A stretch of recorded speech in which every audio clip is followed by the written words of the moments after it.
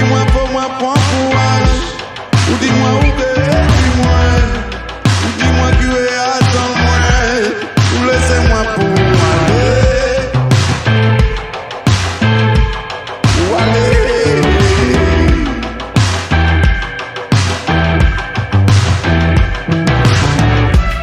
Moi t'es seulement ni 10 ans. Moi t'es dit mon père pas comprendre. Ça la vie la peut faire durer. Ou laissez-moi pour aller. Moi t'es dit moi t'es dit mon. Les gars pour moi attention. A fait tout ça moi t'es fait. Ou laissez-moi pour aller.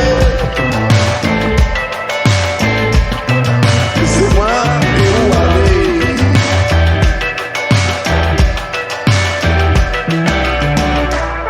Mais je dis je m'en qu'à songer.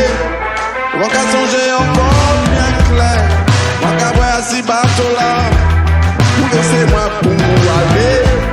Bon j'ai crié ou crié fort. Pas qui attend-moi ou pas dit. Je dis je m'en qu'à songer. Ou laissez-moi pour aller.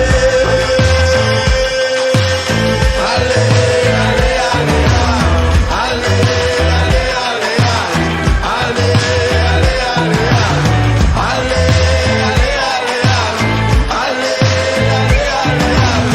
allez, allez, ou laissez-moi pour aller.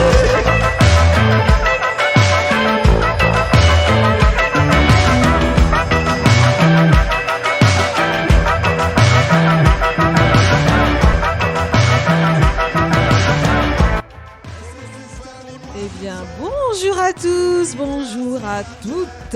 Nous voilà de retour, Parole Vivante. Mais oui, ça y est, c'est notre rendez-vous mensuel. Et quel plaisir d'être là avec vous. Et j'ai une équipe de choc autour de moi. Je suis aujourd'hui avec Kylian à la technique, avec Olivia, notre chroniqueuse au sourire soleil, et Yannick aussi, qui ça pétille dans le regard. Ils sont tous beaux. C'est le mois de mai qui doit m'inspirer et nous avons même du muguet pour fleurir notre radio. Alors, comment vont chacune avant que je vous annonce ce thème ? Alors, si je dis le thème, je vous demande comment vous vous portez. Eh bien, pour ce mois, nous allons parler des grands-parents, la force du lien intergénérationnel. Restez là. Que vous ayez ou non des grands-parents, ce thème nous concerne tous et toutes. Alors, Parole Vivante, c'est parti. L'émission qui titille les consciences, chatouille vos cœurs. Yannick, comment vas-tu ?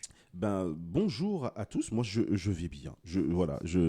Quand on fait play, quand l'émission démarre, voilà, tout va bien. Et je suis ravi d'être avec vous comme à chaque deuxième samedi de chaque mois. C'est un plaisir. Merci Yannick. Olivia. Oui, c'est moi. La voix de charme. Alors, je sais pas si c'était très charmant comme voix, mais c'est très gentil.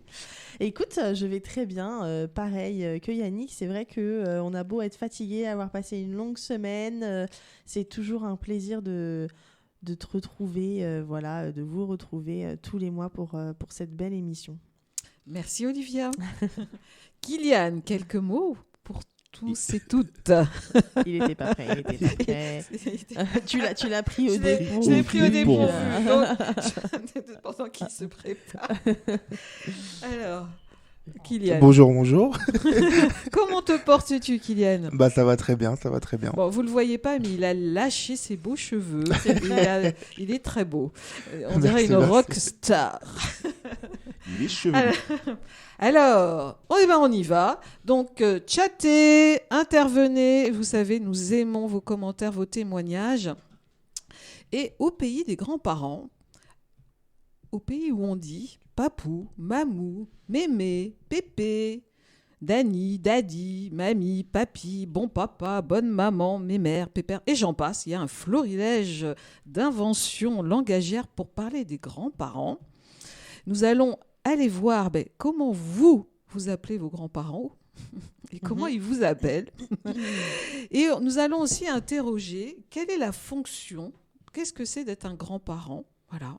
Est-ce qu'il y a un rôle et est-ce qu'il y a et aussi des valeurs associées.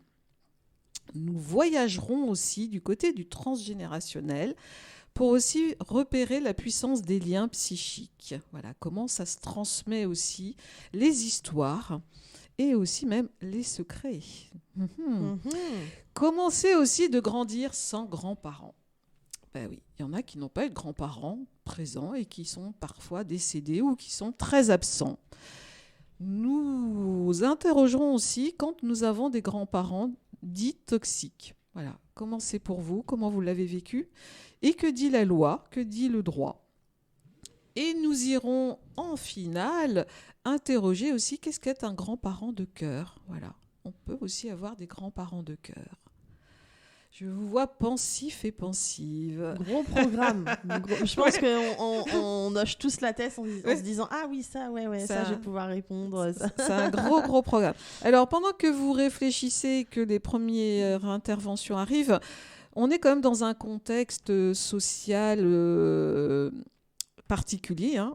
L'instabilité du lien conjugal, hein. Il y a quand même beaucoup de familles qui se séparent, de familles aussi élargies d'y recomposer, l'instabilité du lien conjugal.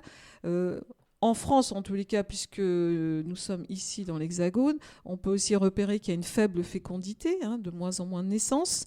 Alors, je ne sais pas si ceux qui nous écoutent dans d'autres hémisphères, comment c'est chez vous, puisque ce n'est peut-être pas la même réalité. Et puis, comment ça se passe quand il y a des séparations, des divorces? Comment les liens se retricotent, se tissent ou se détissent? Alors, pendant cette émission, vous avez compris que nous n'allons pas être dans l'idéalisation, hein. Nous allons être aussi on va s'approcher de la vérité et d'être le plus authentique possible. Donc, je ne serai pas trop bisounours, même si j'ai tendance à l'être. On va aussi dire ce qui ne va pas. Et on va terminer sur une note constructive, joyeuse et qui ouvre vers le changement et toujours un peu plus de joie dans nos vies. Eh bien, déjà, avant d'aller sur le rôle de nos grands-parents, chacun va dire comment c'est pour lui ce thème. Peut-être déjà une parole singulière de votre perception d'être un petit-fils ou une petite-fille, ou d'être... Alors, pas encore, parce que vous êtes tous plus jeunes que moi. Moi, j'ai l'âge d'être une grand-mère, mais je ne le suis pas encore biologiquement. Ok. Je ne l'ai pas dans ma réalité. Moi,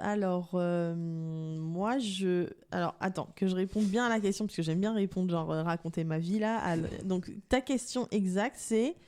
nos liens avec voilà. Est-ce nos que grands-parents. déjà, toi, tu as pu avoir et tu D'accord. as des grands-parents qui ont été présents dans ta vie? Oui, alors tout à fait. Moi, j'ai eu la chance d'avoir mes 4 grands-parents et de les connaître, les 4, jusqu'à mes 16 ans où un de mes 2 grands-pères est décédé. Mais j'en ai quand même eu 3 encore pendant longtemps. Et ça, c'était vraiment une chance parce que quand j'en parlais à mes potes, on a toutes sortes de sujets de conversation, hein, même au lycée, il y en a plein qui n'en avaient plus, ou plus beaucoup, ou plus qu'un. Donc, je m'estimais vraiment chanceuse, en tout cas jusqu'à 16 ans, d'avoir eu les 4, de les avoir connus, d'avoir pu leur parler, de les avoir vus plus ou moins régulièrement. Et moi, je sais que ça a été très important pour moi, mais je dis ça parce que je sais ce que c'est que d'en avoir. Donc ça a été important dans ma vie.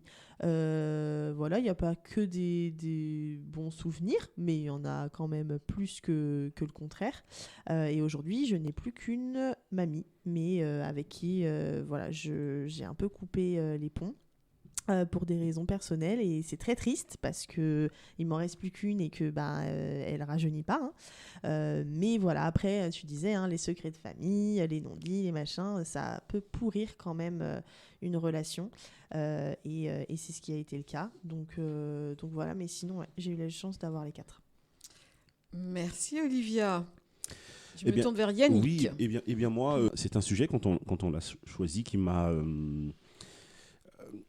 m'a fait réfléchir, qui m'a fait travailler sur moi-même, mais c'est un sujet qui m'intéresse parce que j'ai une relation qui est très différente avec les grands-parents. Je n'en ai connu que 2,5, j'allais dire, sur 4. J'ai connu ma grand-mère maternelle, mon grand-père paternel, qui est un sujet pour moi très très important. Et j'ai à peine connu, mais vraiment à peine, hein, j'ai dû la voir une fois 5 minutes, la mère de mon dit père. Donc voilà, je vais être contrasté parce que c'est un sujet contrastant pour moi et qui ne m'a pas apporté que des belles choses, mais qui m'a aussi apporté de très belles choses. Voilà, donc je vais être un peu la Suisse sur ce sujet. Contrasté. Tout à fait. Donc on ira du côté de ce qui a été peut-être difficile et puis ce qui est bénéfique. Tout à fait. Hein. Ok. Alors, est-ce que nous avons déjà des petits commentaires ou grands commentaires? On a pas mal de gens qui arrivent. Là, je partage au fur et à mesure. Hein, vous savez alors, que... ce que je propose, c'est, je vais parler un petit peu des rôles. Vous allez réagir. Et puis, nous avons eu aussi, j'ai interviewé Rosite, qui est grand-mère de 8 petits-enfants, qui a plus de 80 ans et qui a pris le temps d'écrire, de dire ce que ça représentait, ce rôle. Alors, elle l'a dit de manière, je trouve, poétique et philosophique. Donc, je propose d'introduire notre thème sur le rôle par son témoignage et nous allons écouter. Je suis très heureuse d'être auprès de Rosite, qui est une grand-mère dynamique, épanouie et très chaleureuse et qui a 8 petits-enfants. Et aujourd'hui, tu vas nous parler, Rosite, de ta vision de ton rôle de grand-mère. Quand on parle de grands-parents, on associe de suite les générations et les intergénérations. Et c'est le cas de l'aïeul, qui est une personnalité qui se distingue spécialement dans le mot aïeul. Tout est regroupé. A, amour, affection, accueil. U, union, unité. L, lien, lumière. E, évolution, éclairage. Tous ces termes vont dans les deux sens, autant pour l'aïeul que pour les jeunes enfants. C'est une vraie chaîne familiale où l'on s'enrichit l'un et l'autre. Car en principe, le jeune considère que son aïeul, cet être souriant, fragile, affectueux, toujours de bonne humeur, est expérimenté et peut à tout moment les plonger dans des souvenirs du passé, avec des photos, des histoires de famille, des anecdotes et des révélations. Les petits plats, savoureux, copieux, des petites douceurs qu'ils apprécient, préparés avec amour, à renouveler régulièrement à la demande de chacun. Ils sont aussi heureux que l'aïeul reste à la pointe de la nouvelle technologie et s'adapte très vite aux nouveaux modes de vie, et voire plus. Elle reste à leurs yeux une icône intouchable. Nous sommes toujours emplis de lumière, d'amour, de tendresse et d'inspiration pour nos petits-enfants. Ils sont les plus beaux. Il faut apprendre à les aimer tels qu'ils sont. Félix Leclerc a bien chanté « Le petit bonheur ». À nous, le grand bonheur, sans détourner les yeux, car les petits-enfants nous apportent de la joie, de la tendresse, de l'amour. Ils sont pour nous les petites graines du bonheur. Merci Rosite, merci du fond du cœur au nom de Paroles Vivantes pour ton témoignage et ta vision lumineuse et inspirante. Lumineuse et inspirante. Et ben voilà, donc nous avons... Beau. Oui, C'est très beau. c'est très beau, hein. C'est émouvant d'entendre... Ouais. Ce qui est interpellant, c'est que on se fait peut-être une idée des relations que doivent être les relations qu'on a avec nos grands-parents. Et en réalité, c'est quelque chose d'assez... comment je pourrais dire ça ? D'assez impalpable, moi je trouve que... Parce qu'on a des parents avec qui on a des relations qui sont ce qu'elles sont. Et les grands-parents, je ne sais pas si vous allez comprendre ce que je veux dire schématiquement, ce sont les parents de nos parents. Ce ne sont pas nos parents, mais ce sont quand même nos parents, parce que par définition, moi j'ai toujours considéré que le grand-parent, c'était le grand-père, c'est un père et la grand-mère est une mère. Et du coup, j'ai toujours eu du mal à faire ce lien-là. Vous voyez, par exemple, moi, j'ai pas connu mon père, mais mon grand-père, pour moi, a toujours été comme mon père, mais sans être mon père. Et donc, il y avait une espèce de mélange entre la considération que j'ai pour lui en tant que grand-père et en tant que père. Et ça s'est souvent mélangé. Je ne savais pas réellement comment me positionner. Je savais que ce n'était pas mon père, hein. Je savais que c'était mon grand-père, mais il a tellement occupé tous les rôles que finalement, ça a été très compliqué pour moi à dissocier le père du grand-père. Et en revanche, du côté de ma grand-mère, la relation était tellement chaotique et tellement conflictuelle. Vous voyez, par exemple, ma grand-mère, alors les deux sont plus là, mais ma grand-mère n'a jamais voulu qu'on l'appelle grand-mère. C'était pas possible. Je pense que ça la diminuait, je pense, qu'on l'appelle grand-mère. Ça la vieillissait, elle voulait absolument pas qu'on l'appelle grand-mère, parce que grand-mère pour elle, c'était vieille mère. Voilà ce qu'elle nous disait. Donc voilà, j'ai toujours eu un peu beaucoup d'affection pour les grands-parents, mais en même temps, j'ai jamais su comment me positionner avec les miens déjà, à plus forte raison avec ceux de mes enfants aujourd'hui. C'est toujours très compliqué, je trouve. Tu as introduit le fait aussi qu'un grand-parent peut être aussi un substitut parental à un certain moment pour un enfant qui a besoin de s'appuyer, s'adosser sur un adulte de référence. Ouais, et quand j'entends ce que tu partages, je trouve que chez Rosite, elle a été aussi très proche de ses petits-enfants, mais parfois elle a été un relais important pour les parents quand eux étaient moins présents, et peut-être, moins présents, c'est ça. Et je pense que ça nous parle aussi de l'aide affective, hein, ils sont vraiment présents sur le plan affectif, de manière forte. Je te sens aussi pensive. Oui, bien sûr. Et petite anecdote, quand Rosite, on l'appelle souvent Mamie Dombré, parce que c'est la spécialiste, et elle aime bien faire des petits plats que ses petits-enfants aiment. C'est ce à quoi je pensais, justement, ma grand-mère qui n'est plus là. Ça commence à faire un moment, je ne sais même plus quand est-ce qu'elle est décédée exactement, mais ça commence à faire quelques années. J'ai mis une éternité à faire mon deuil, plusieurs années.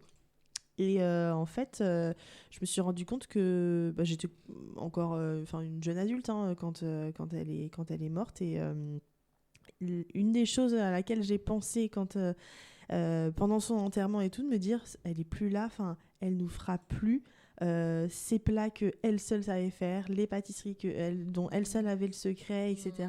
La manière de faire, parce que en fait, j'avais pas de grandes discussions avec elle. C'était quelqu'un d'assez réservé, de timide, de très discret, et on n'habitait pas à côté, mais pendant les vacances scolaires, on allait souvent les voir. Et au final, elle nous accueillait toujours avec des choses qu'elle savait qu'on aimait beaucoup. Ce qui a valu d'ailleurs des remarques de la part d'une de mes tantes qui habitait pas loin, en disant à ma mère, oui, mais vous, quand vous venez, elle vous fait toujours ce gâteau-là, ces trucs-là, nous, on a le droit que à ça. Et ma mère dit, oui, mais en fait, c'est soit on demande, ou c'est parce qu'on vient pas souvent, voilà, donc c'était vraiment visé. Mais c'est vrai, et je parle même pas de Noël, donc pour tout vous dire, la région, c'est l'Alsace, donc autant vous dire que c'est très féerique et tout, et on était vraiment dans la magie de Noël quand on y allait en décembre, avec un bredel différent tous les jours jusqu'à Noël, avec les traditions de Noël, avec Mardi Gras, le saladier de beignets, on prenait des kilos quand on y allait, mais son amour passait vraiment par la bouche, en fait, finalement, par les mets qu'elle confectionnait pour nous avec passion, avec amour, et c'est des trucs parfois qui étaient vraiment longs à faire,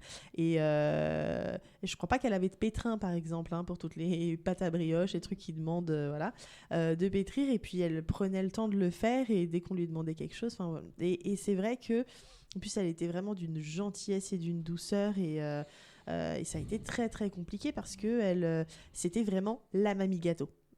Voilà, par définition. Et ça a été très très compliqué de ne plus la voir. Il y avait encore mon grand-père, mais qui était complètement différent et bien plus sauvage. Et voilà, c'était pas pareil, quoi. Donc, et en fait, je me suis rendu compte que quand on a enterré mon grand-père, je pleurais, je l'enterrais lui, mais j'enterrais définitivement ma grand-mère aussi. Parce que c'était le prolongement, c'était un morceau d'elle qui restait à travers lui. Et quand il est parti aussi, en fait, ça y est, c'était réellement fini, quoi. Presque double perte encore. Donc ouais, non, c'était pas simple. Mais moi, c'est vrai que j'ai eu les 4 grands-parents, j'ai eu 4 relations complètement différentes. Mais c'est enrichissant, en fait. Bien sûr. Mais ce qu'on entend, c'est qu'il y a beaucoup d'amour. Ouais. Et c'est ça que tu as pleuré. C'est le manque de sa présence. Et combien ses grands-parents qui donnent beaucoup à travers la nourriture. Hein, oui, là, et la présence aussi. Et puis l'endroit, enfin, c'était là où ma mère avait grandi. C'était là où on passait beaucoup de nos vacances. Donc c'était aussi la fin de ça. Une fois qu'elle est morte, mon grand-père est parti. Il est venu en région parisienne.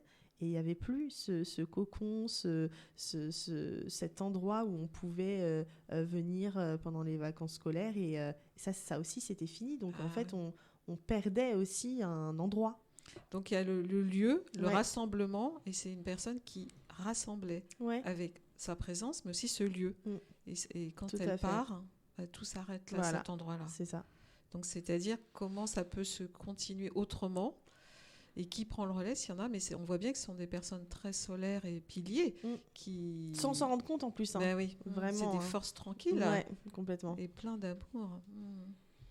Comment tu te sens là? Ça va. Ouais. Ça va parce que ça fait longtemps, mais je sais pas, si on en avait parlé il y a 4 ans, je pense que j'en pleurais encore, quoi. Mais non, ça va. Oui. Oui, ça fait forcément écho. Ça fait forcément écho en moi, puisque du coup, jusqu'à il n'y a pas si longtemps que ça, il m'était compliqué de parler de mon grand-père, parce que c'est avec mon grand-père que j'ai un lien qui dure aujourd'hui encore, malgré le fait qu'il soit décédé depuis une belle lurette maintenant. Mais j'avais du mal à penser à lui, à prononcer son nom, avoir une discussion quelle qu'elle soit sans m'effondrer. Et c'était quelque chose, j'ai remarqué que j'ai mis beaucoup de temps à faire mon deuil, mais énormément de temps. D'ailleurs, je crois que je l'ai pas fait, mon deuil. Et puis je crois que j'ai pas envie de le faire. C'est ça, que j'allais dire, ouais. Après, j'ai envie que ça reste, et puis j'ai envie de pleurer si c'est cette émotion-là qui me traverse. C'est vrai que ça fait quelques temps, peut-être quelques années, parce qu'il est décédé il y a maintenant au moins 20 ans, mais depuis 2-3 ans, l'émotion qui vient, c'est plutôt ça me remplit de joie.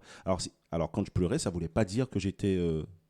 que ça si ça me peinait forcément, mais je veux dire, ce qui est assez compliqué pour moi, c'est de réussir à définir tout ce que représente encore mon grand-père, qui était pour moi un pilier, qui était pour moi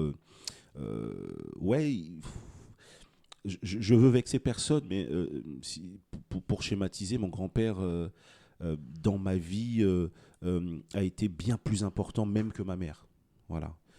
Et pourtant, j'ai un amour profond pour ma mère qui est là et qui nous écoute, je le sais en plus, puisqu'elle vient de me le dire. Mais mon grand-père, c'était la nuit. Mon grand-père. Mais ma mère ne dort pas beaucoup, vous savez. Elle se réveille à 5h du matin, à l'aube. Ou alors, si ça se trouve, je l'ai réveillée en lui envoyant le message, en lui disant on est en direct. Mais du coup, mon grand-père avait cette importance-là. C'était un pilier. C'était dans les îles, on appelle ça les potomitans. Tu vois, voilà, c'était vraiment, vraiment ça. Mon grand-père parlait très peu. Il disait souvent, quand il voulait obtenir quelque chose, il disait « suivez-moi ». Voilà. Donc, mais pas parce qu'il voulait nous vous voyez, parce que pour lui, c'était une phrase française qui était impactante et marquante. Et peu importe où on allait, il me disait « suivez-moi ». Voilà. Il me parlait très peu en français. Hein. Voilà. Et plus en créole, mais d'une manière générale, il parlait très peu. C'était beaucoup dans le regard, beaucoup dans dans l'affection, beaucoup dans les petits gestes de pas grand-chose, hein, qui paraissent pas grand-chose, mais qui sont finalement impactantes. Bon, je vais m'arrêter là parce que on est parti pendant 2 heures. Hein, si vous voulez, vous me laissez parler de mon grand-père, là, ça dure toute l'émission. Moi, j'ai un petit message d'Anne-Lise à qui je fais coucou. Elle dit « Moi, j'ai perdu ma mamie la plus proche quand j'ai perdu mon travail en 2019. Ça a été très difficile de voir la réalité et de voir ma mère perdre sa mère et d'être à distance. Le meilleur gâteau au chocolat de ma vie, c'est celui de ma grand-mère. » Tu m'étonnes. Merci Annelise de ce témoignage. Ah oui. Oui, la vie peut nous éprouver durement parce que c'est double peine. Double peine, c'est... ouais, et ouais. perte. Et puis la distance. Ouais. Hein, c'est-à-dire elle Ça, peut se c'est dur. sentir impuissante. Mm. Donc on voit le rôle important du lien d'amour, hein, qui est fort, hein, dans les 3 situations. Et même 4 si je rajoute Rosite avec ses petits-enfants. Et donc il y a vraiment le rôle d'amour. Et puis on n'en a pas parlé, mais il y a aussi cette disponibilité. Hein, c'était sous-jacent. Hein, c'est-à-dire on sent qu'il y a une disponibilité à l'autre. Ce que parfois n'ont pas les parents. Hein, un temps, quand le grand-parent n'est pas encore en activité, puisqu'on a des générations où les grands-parents sont en activité, ne sont pas à la retraite. Oui. Hein, donc c'est peut-être plus difficile d'ailleurs pour eux d'être présents pour les petits-enfants et d'avoir aussi du temps pour eux. Hein. Donc il y a de la disponibilité. On a aussi de l'indulgence. Hein. Souvent les grands-parents, on entend avec mamie, avec papy, c'est cool. Parlons-en. Pour certains. Ouais. Hein, donc, on a cette fameuse indulgence. On a aussi la transmission, ça a été quand même évoqué, de savoir-faire, de l'histoire parfois. Alors, pas pour certaines générations. On voit qu'il y a beaucoup de taiseux, beaucoup de secrets, on en parlera. Mais pour certains, il y a une envie de transmettre de l'histoire. On peut aussi transmettre. Alors, du côté des adultes, quand on les interroge, là, les grands-pères et grands-mères, ils ont envie aussi de partager le goût de la lecture. Hein. Souvent, ils sont très à cheval là-dessus. Ouais. Et ils détestent tout ce Je me retrouve dans tout ce que tu dis là. Informatique. À 4 grands-parents, je retrace ma vie là. Oui, en effet, j'ai une grand-mère comme ça. Les livres, c'est la vie, et elle m'a vraiment transmis. Mais elle, c'était à l'extrême. Hein. Vous voyez, quand on couvre les manuels scolaires, voilà, elle faisait ça avec tous ses livres. Et j'ai une tante qui est pareille, elle les ouvre à peine en les lisant pour pas qu'il y ait de pliures. Ah ouais. Moi, faut que on voit qu'il ait vécu le livre, donc je le corne, je le plie, et elle non, faut surtout pas. On dirait elle peut le revendre comme s'il était neuf. Et ils sont comme ça, ouais. Donc ma grand-mère a vraiment transmis ça, c'est drôle. Ah oui, donc tu te retrouves. Et puis on les sollicite aussi pour la garde, bien sûr, des petits-enfants, hein, beaucoup. Et puis au niveau culturel, puisque tu parlais des livres, mais aussi les sorties. Pour certains, c'est très important, la culture, les sorties. Hein, mais ça, c'est du côté vraiment des adultes. Parce que si on va du côté des petits-enfants, merci, on va voir qu'eux, ils ont une autre vision. Ils vont plutôt, papy, mamie, ou suivant les petits noms, hein, ils offrent des cadeaux aussi. Hein, ça, c'est important. C'est vrai. Ils vont raconter des souvenirs. Alors, parfois, ça peut être barbant pour certains, quand ils entendent 100 fois la même histoire. Mais c'est aussi donner de l'argent. Hein, pour certains, ils donnent de l'argent. Et, je le redis, on a plus de liberté avec nos grands-parents que plus qu'avec nos propres parents. Alors, la liberté... Voilà, je ne le redis pas, mais c'est vraiment les choses qui reviennent du côté des petits-enfants quand on les interroge.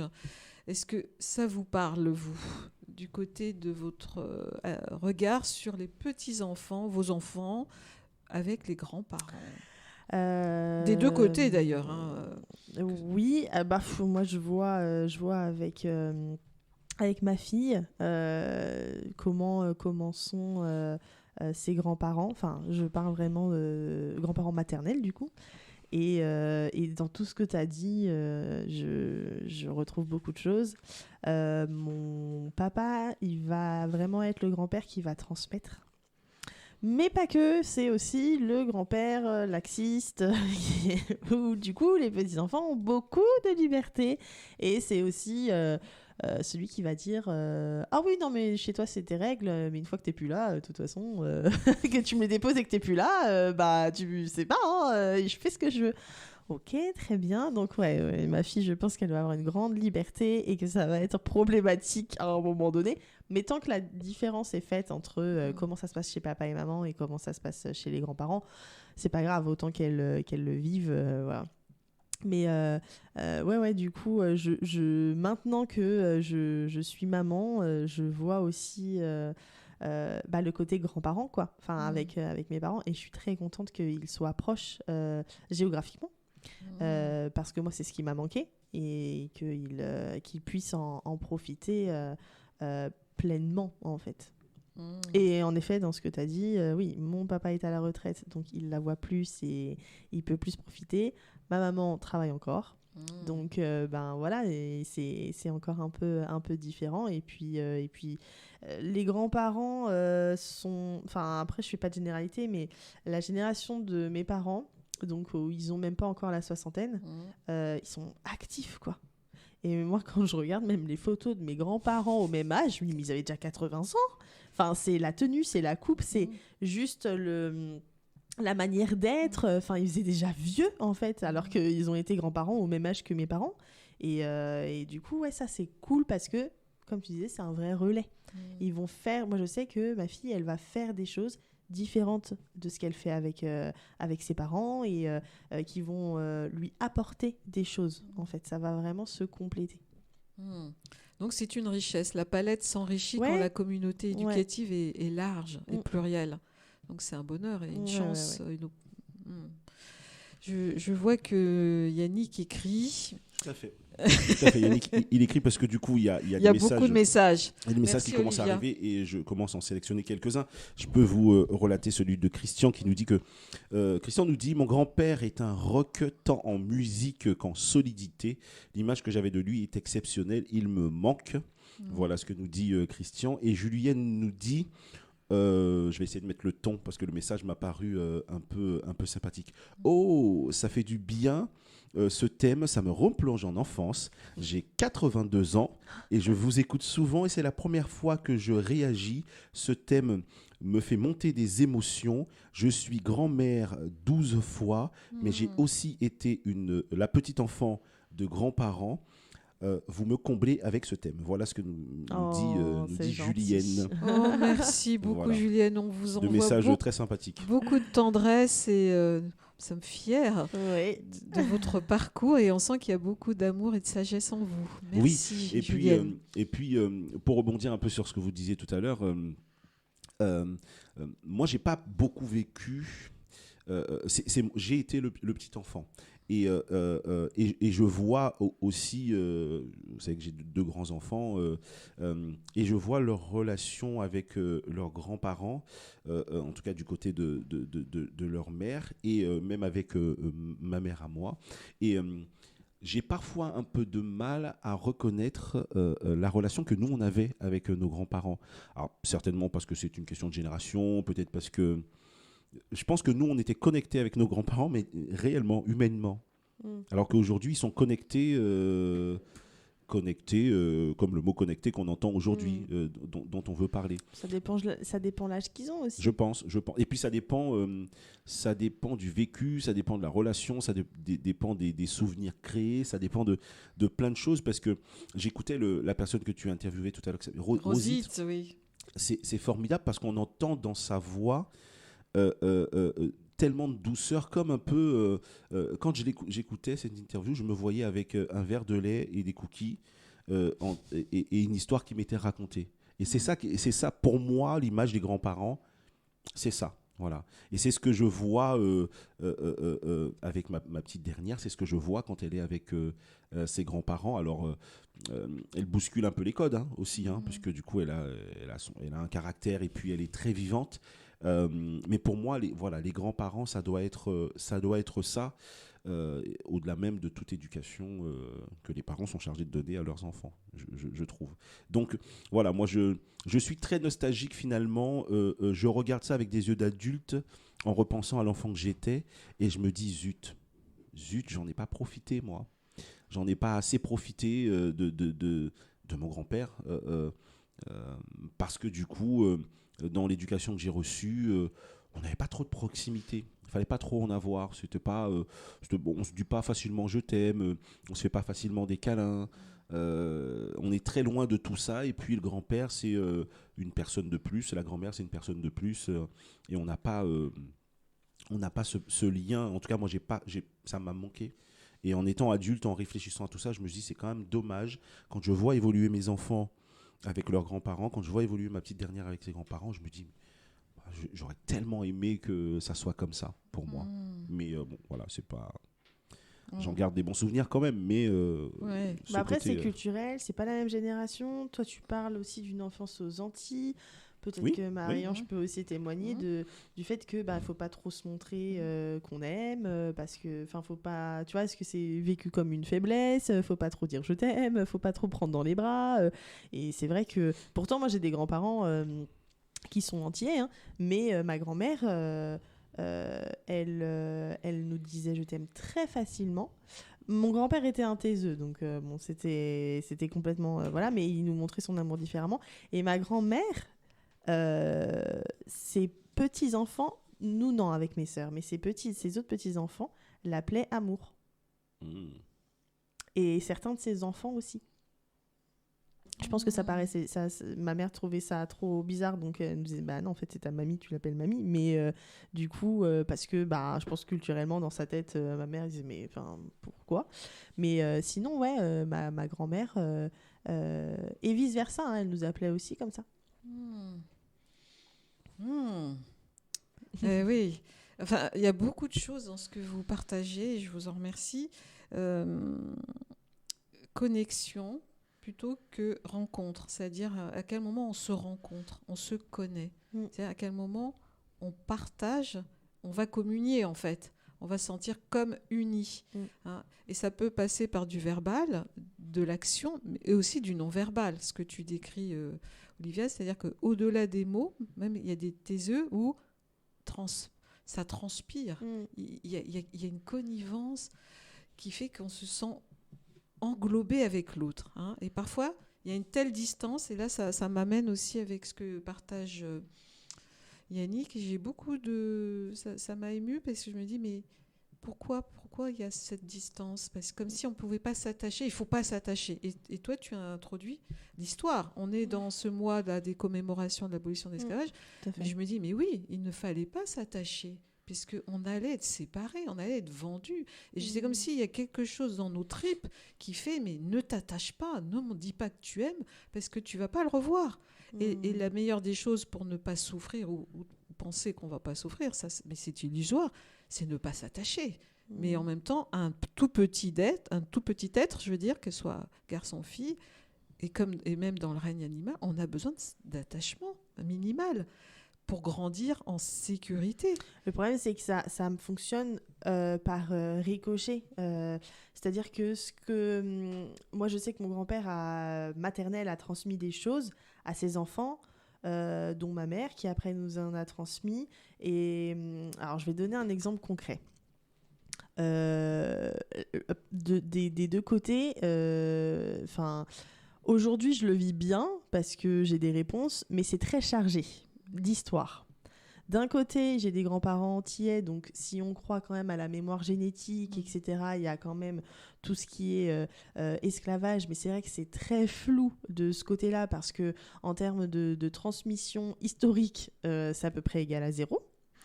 Et donc beaucoup de secrets. Et de l'autre côté Alsace, mon grand-père était petit garçon et ma grand-mère était une toute petite fille quand il y a eu la Seconde Guerre mondiale. Donc, et côté Alsace, donc tout est dit. Voilà.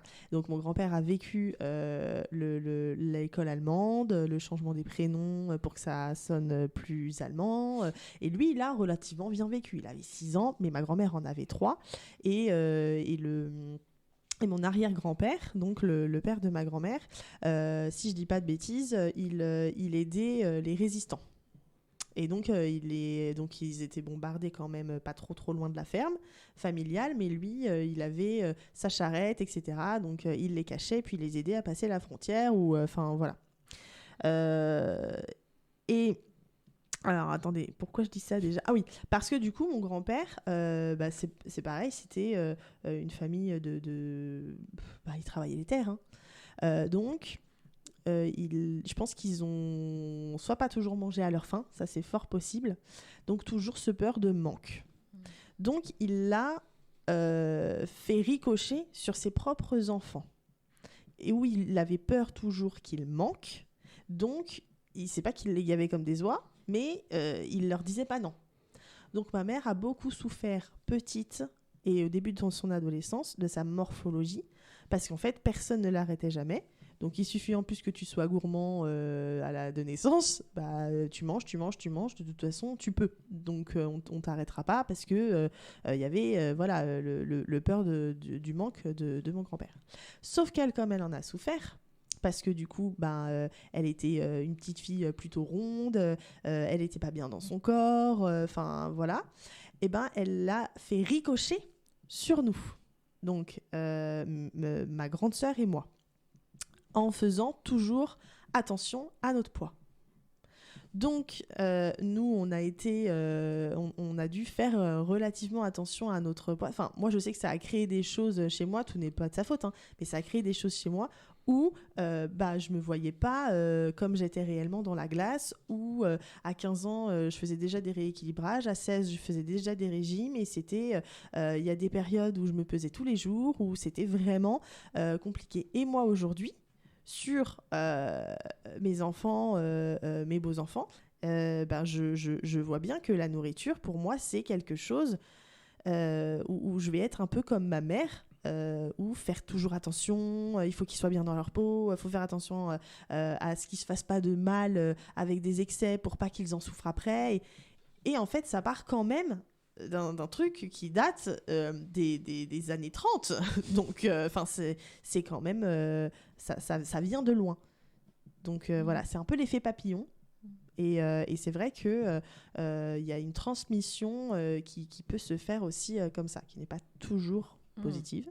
Donc après, c'est un exemple en particulier. Hein. Mais pour dire qu'il y a quand même des impacts... Ça illustre. Mais déjà, tu es consciente. On est déjà dans le thème de la transmission du transgénérationnel. Je le garde précieusement. Je te remercie de ce témoignage parce que ça illustre.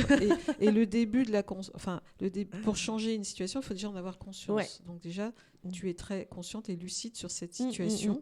Et on voit bien que tu es en travail avec ça pour le transformer. Donc, merci. On va continuer sur ce thème-là aussi ensuite, mais je voudrais voir s'il y avait d'autres choses sur les rôles, les valeurs peut-être, pendant que... Il me semble que Yannick a pas mal de messages. Va apporter aussi sa contribution par la voix des auditeurs et auditrices. Oui, et donc vous savez que pendant cette émission, moi je suis chargé aussi de vous partager les choses que l'on dit pour vous permettre aussi de réagir. Donc j'ai 2 messages que j'ai relevés. Vous êtes assez nombreux à nous laisser des messages. J'en vois beaucoup arriver au fur et à mesure et je vais les sélectionner parce que vous savez que l'émission file vite et c'est pas toujours très évident. Mais je vais vous lire déjà un premier message qui est un message de Catherine. Catherine qui nous dit « Les grands-parents sont l'histoire, le souvenir, la mémoire, le lien avec le passé et le futur dans lequel ils nous projettent avec leurs conseils et leurs mises en garde. Grand-père, je t'aime. Grand-mère, je t'aime. Revenez-nous. Ne partez jamais. Ça fait si mal quand vous partez pour votre dernier voyage. » nous dit Catherine. Et donc, j'ai un message. Je vous explique d'abord en amont pourquoi je l'ai sélectionné, parce que du coup, c'est un peu personnel, j'allais dire, mais il a été laissé. Et puis, en plus d'avoir été laissé, j'ai reçu un message. Donc, c'est pour ça que je vous le lis et on s'en expliquera après.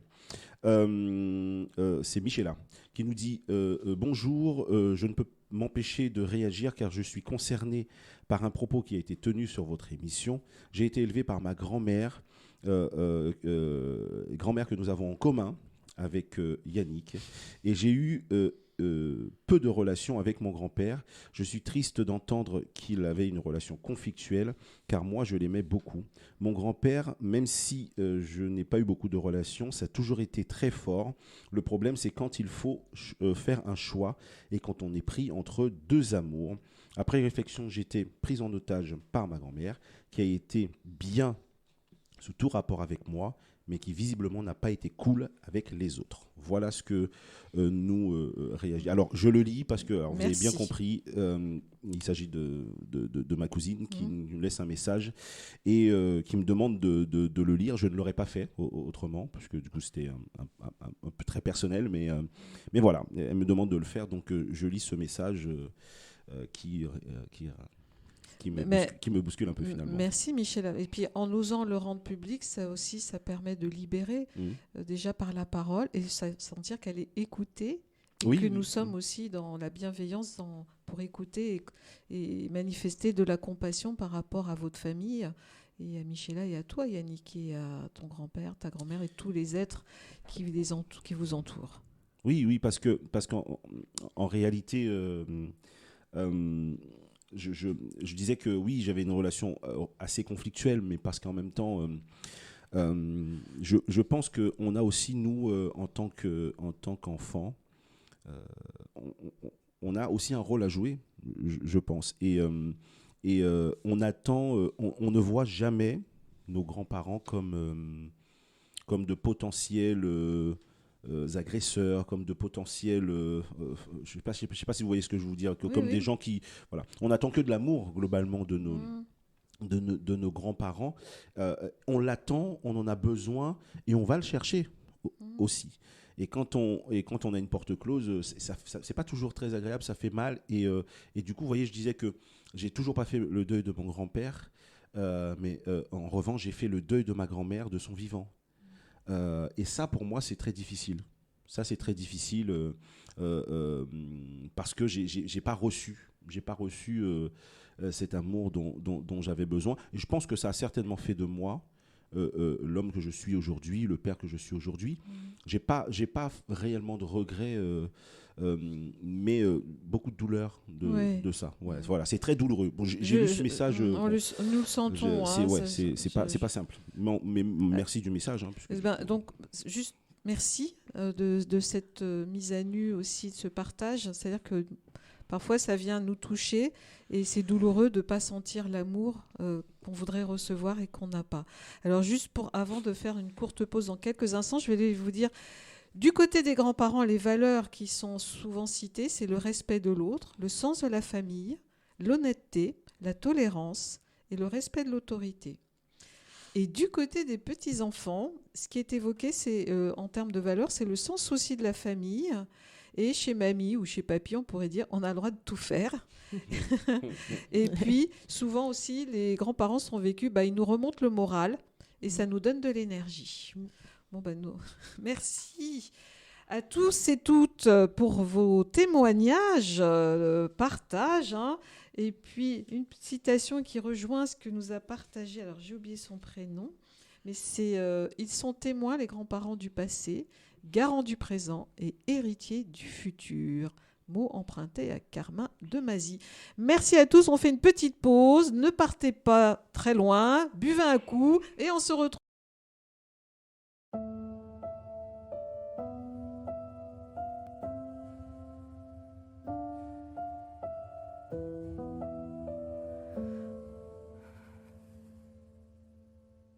J'ai un peu de mal à imaginer la vie sans mes proches. Quand je dis un peu de mal, en fait, je l'imagine pas du tout. Ils sont mes repères, mes bases, mes compliments, mes reproches. Sans eux, je suis pas entière. Je les veux pas loin, souvent, partout. Avec eux, on n'a pas peur du silence. On n'a rien à se prouver. Une sorte d'équipe sans remplaçant, sans capitaine. Dans cette équipe, tu ris, tu râles, tu progresses, tu veux rester. Très loin du star system, tu restes tard si t'aimes. Si jamais je devais tout perdre, si la roue faisait demi-tour, je n'aurais besoin que de leur présence pour que la vie reste facile. Peu importe ce qu'il y a sur la table, ce qui compte, c'est qui il y a autour. Ce que je ressens, je veux leur dire. Je crois que j'ai le sens de la famille. J'ai un peu de mal à imaginer la vie sans mes proches. Quand je dis un peu de mal, en fait, je l'imagine pas du tout. C'est avec eux que j'avance, de la sérénité plein les poches. S'ils ne le partagent pas avec moi, aucun bonheur ne vaut le coup. Et à l'inverse, il n'y a rien qui ne me fasse plus de peine qu'imaginer leur visage au moment où ils ont appris que mes 20 ans seraient cruels, que mon avenir s'annonçait terne. Le drame, ça se partage, mais ça n'apaise pas l'esprit. Ils m'ont transmis tout ce que j'aimerais transmettre à mon tour. C'est grâce à eux si je suis en paix que je pars pas en vrille. Leur humanité sans trompette, leur bienveillance sans détour. Ce que je leur dois, je veux leur dire. Je crois que j'ai le sens de la famille. Évidemment, quand t'es maman, ton cœur explose et pour toujours. On te confie le rôle ultime, celui qui te change viscéralement. Tu savais pas que c'était possible de générer autant d'amour. Je trouve pas de mots assez forts, c'est tellement... Et évidemment, quand t'es daron, toutes les cartes sont redistribuées. Ils sont dans ma tête, dans mon ventre, dans mon sang chaque seconde. Je n'ai plus qu'eux comme certitude, il va falloir m'habituer. J'ai découvert les liens invisibles et les plus solides du monde. Les enfants, c'est des galères qu'on pouvait même pas concevoir. Ils nous rendent complètement ouf, mais en un sourire, on vacille. T'as qu'une envie, c'est qu'ils s'endorment. Et dès qu'ils dorment, tu veux les voir. Eh ouais, on est devenus ceux qu'on chambrait. Je crois qu'on a le sens de la famille. Et le sens de la famille, c'est aussi le sens de l'amitié. Je peux te présenter des frères et sœurs qui n'ont pas le même sang. Frères d'espoir, sœurs de cœur, frères de galère ou de quartier. Faire des projets d'adultes dans des cerveaux d'adolescents. La famille, c'est aussi ceux qui sont devenus essentiels. Ceux qui te connaissent, te révèlent, te soutiennent et te protègent. Ceux qui te parlent la bouche fermée, parce que le cœur s'en mêle. Si tu veux signer avec moi, faut signer avec tout le cortège. Repose-toi bien, ma chérie. À bientôt, Inch'Allah. Tu me rappelles, s'il te plaît. Bonjour parrain, merci pour le cadeau. Va manger, vas-y, viens, je t'attends. Salut, on a voiture. On arrive, bisous. Je suis trop heureuse pour toi, ma sœur. C'est toi qui m'emmène au foot mercredi. Rentre vite, s'il te plaît, j'ai trop envie de voir le dernier épisode. Ouais, frère, rappelle-moi, je crois que j'ai trouvé une bonne idée pour le film. Où passe mon ref? D'abord, on va à la séance de 19h30 et après, on mange. Ma sœur, t'es où? Papa, on peut manger devant la télé ce soir?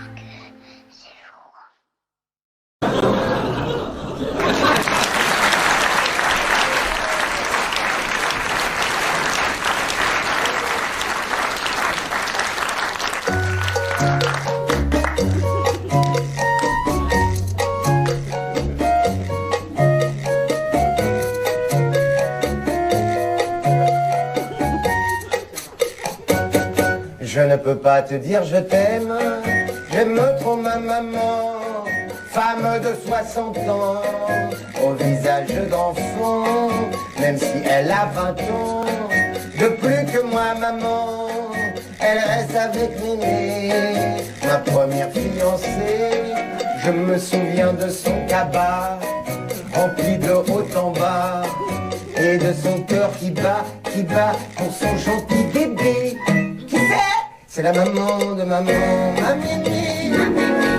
C'est le bébé de Mémé, ma maman. Car ma Mémé fut maman, quand ma maman fut bébé. Le bébé de ma Mémé, c'est maman. C'est la maman de ma maman, c'est Mémé. Mon Mémé, c'est ma maman. Mémé. Attention, couplet politique.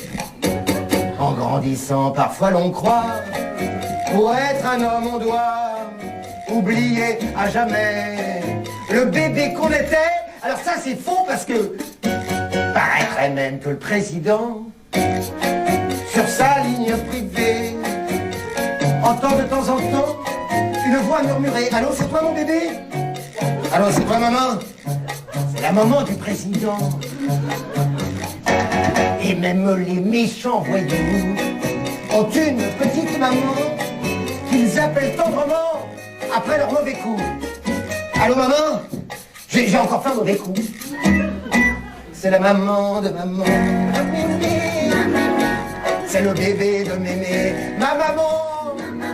Car ma Mémé fut maman quand ma maman fut bébé. Le bébé de ma Mémé, c'est maman. La maman de ma maman, c'est Mémé. Mon aimé, c'est ma maman. Mémé. Conclusion. Tu ne pourras jamais m'aimer comme m'aimait maman. Maman, Mémé, qui m'aimait tout autant. Que faut-il finalement pour faire une maman? Des enfants, un cabas, l'amour d'un papa. Qui c'est le papa de papa, mon pépé. C'est le bébé de Pépé, mon papa. Car mon bébé fut papa, quand mon papa fut bébé. Le bébé de mon bébé, c'est papa. Le papa de mon papa, c'est Pépé. Mon aîné, c'est mon papa. C'est Pépé.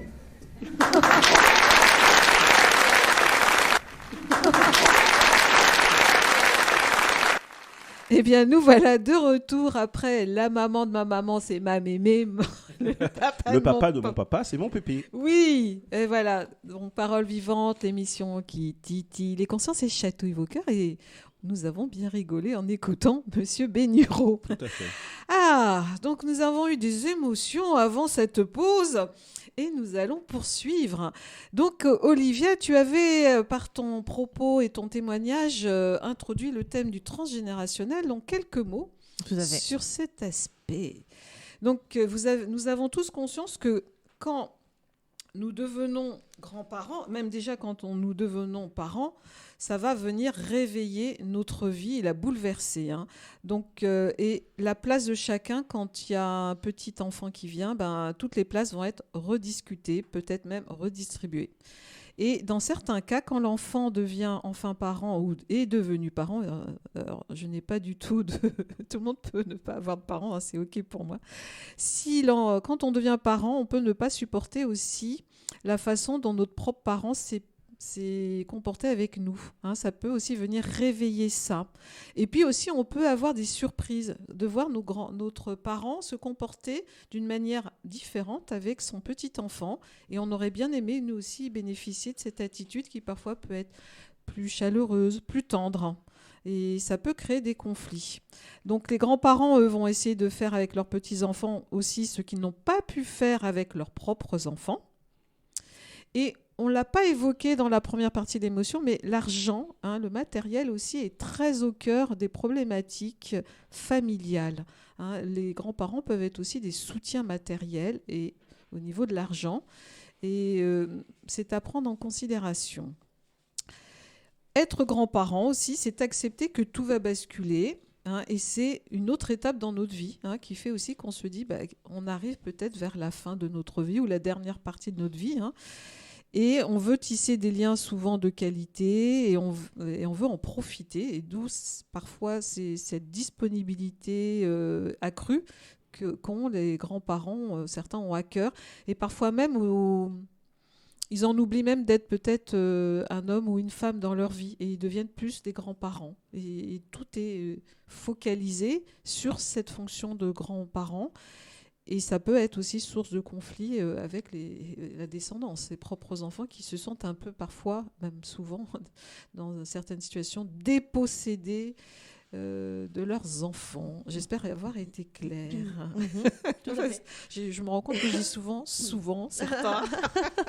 On a tous nos tics des langages. Alors, est-ce que déjà ces quelques éléments vous font réagir? Et puis, bien sûr, je n'ai pas parlé de la mémoire, mais la mémoire de ce que tu évoquais, c'est-à-dire la mémoire des traumas. Bien sûr, elle est activée quand on devient grand-parent. Et on a des fois, on voit la réalité, la répétition se mettre en action, et ça, c'est très douloureux. Et on peut en sortir. On se rend souvent aussi compte, à travers ce que tu dis, mais à travers les différents témoignages aussi qu'on a entendus, on se rend compte réellement de, comment je pourrais dire, du rôle central presque des grands-parents.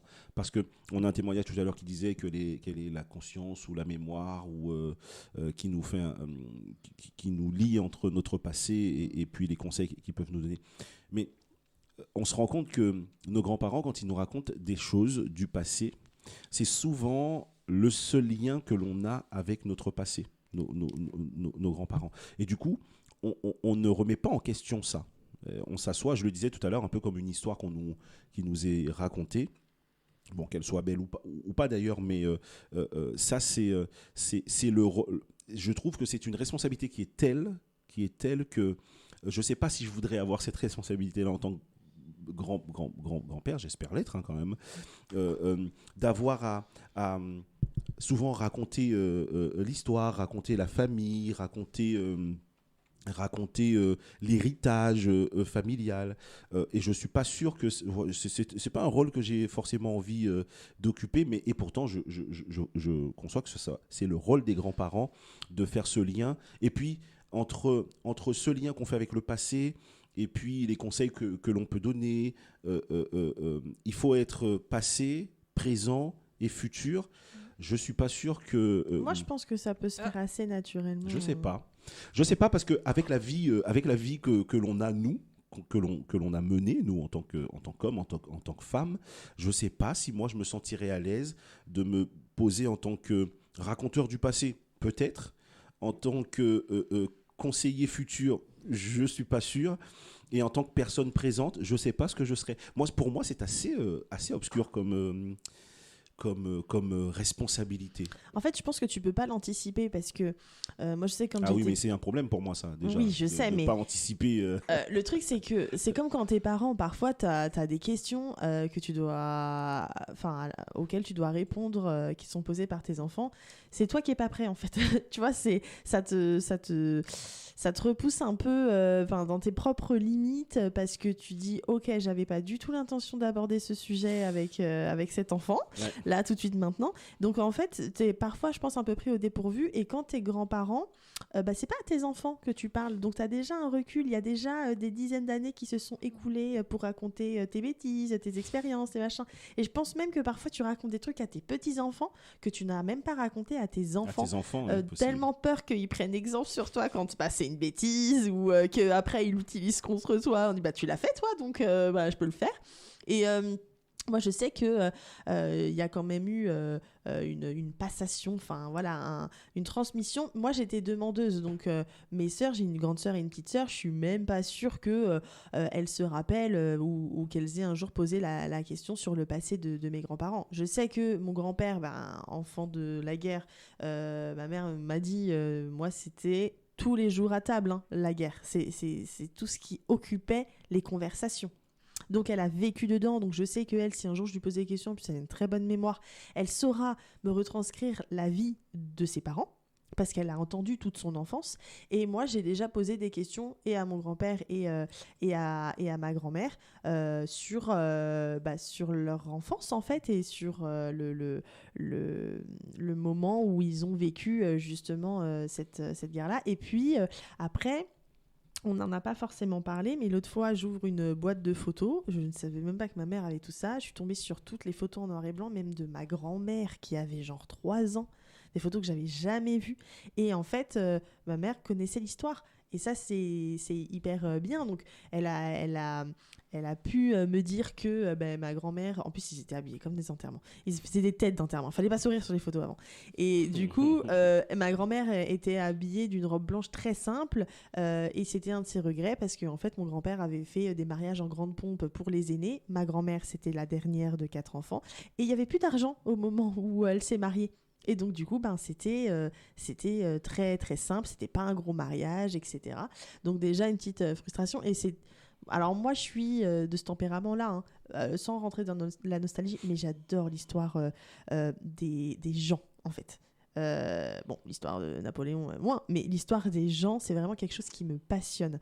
Et donc, du coup, d'avoir tous ces détails, voilà, cette photo, ça s'est passé. C'est que ma grand-mère l'a raconté à ma mère. Et du coup, j'essaierai de faire perdurer ça. Je trouve ça hyper important parce qu'en plus, en tant que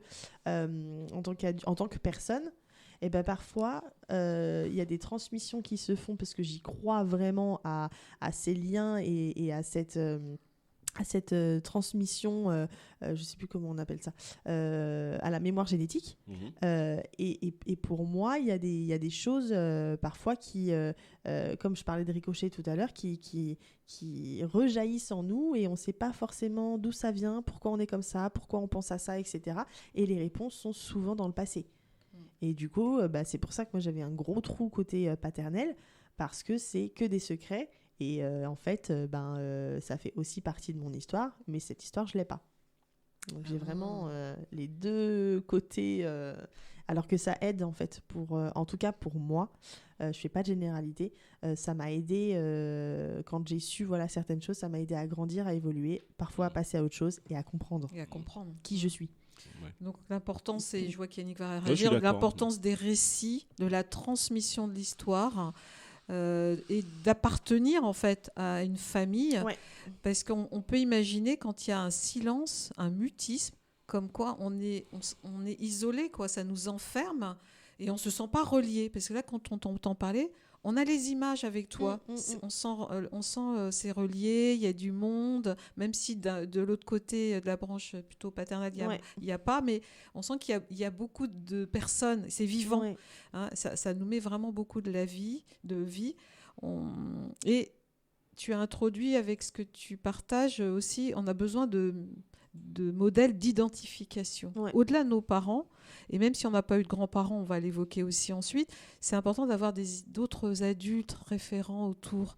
Et alors quand c'est des grands-parents, c'est super, parce que c'est vraiment, ils vont nous impacter.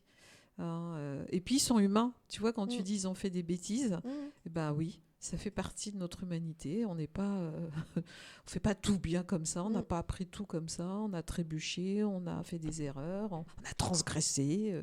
Mais encore une fois, je pense qu'on n'est pas tous égaux par rapport à ce besoin d'identité. Parce que, encore une fois, quand j'en parle à mes sœurs, elles s'en moquent, quoi. Enfin, ça leur manque pas dans leur vie. En tout cas, elles en ont peut-être pas conscience, mais là, aujourd'hui, elles, dans leur construction, dans leur évolution, de connaître, de savoir d'où elles viennent, qui elles sont et pourquoi. Ah ouais. Tu vois, on n'est pas, c'est vrai, tu as raison, on n'est pas tous égaux. Dans nos mais besoins, en même temps, moi, c'est ma conviction, je pense qu'on a tous cette question existentielle de pourquoi on est sur Terre. Bah ouais. Si on ne se la pose pas, c'est mon point de vue, je ne l'impose pas, je pense qu'on peut dormir. Et on peut subir beaucoup de choses. Parce que je trouve que ça appelle en nous. Après, ça dépend qu'est-ce qu'on choisit de vivre sur Terre.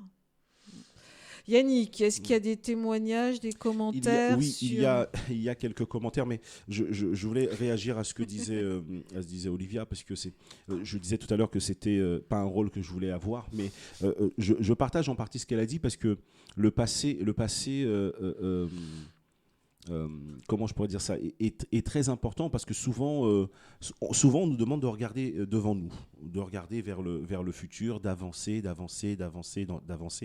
Et moi j'ai deux réflexions là-dessus. C'est pour avancer, il faut savoir où on va pour avancer. Et puis pour savoir où on va, il faut savoir d'où l'on vient, il faut savoir d'où on part. Et ça, c'est super important. Je suis d'accord avec ça, parce que du coup, on a des blocages qu'on n'explique pas forcément. On a des douleurs qu'on n'explique pas forcément. On a des souvenirs, des choses qui nous perturbent ou parfois nous hantent, et on ne sait pas vraiment. Et je pense que cette mémoire-là, d'avoir c'est super important. Et je crois que c'est dans l'éducation afro d'une manière générale qu'on a beaucoup de cachotteries, beaucoup de non-dits, beaucoup de secrets, beaucoup de choses que l'on estime ne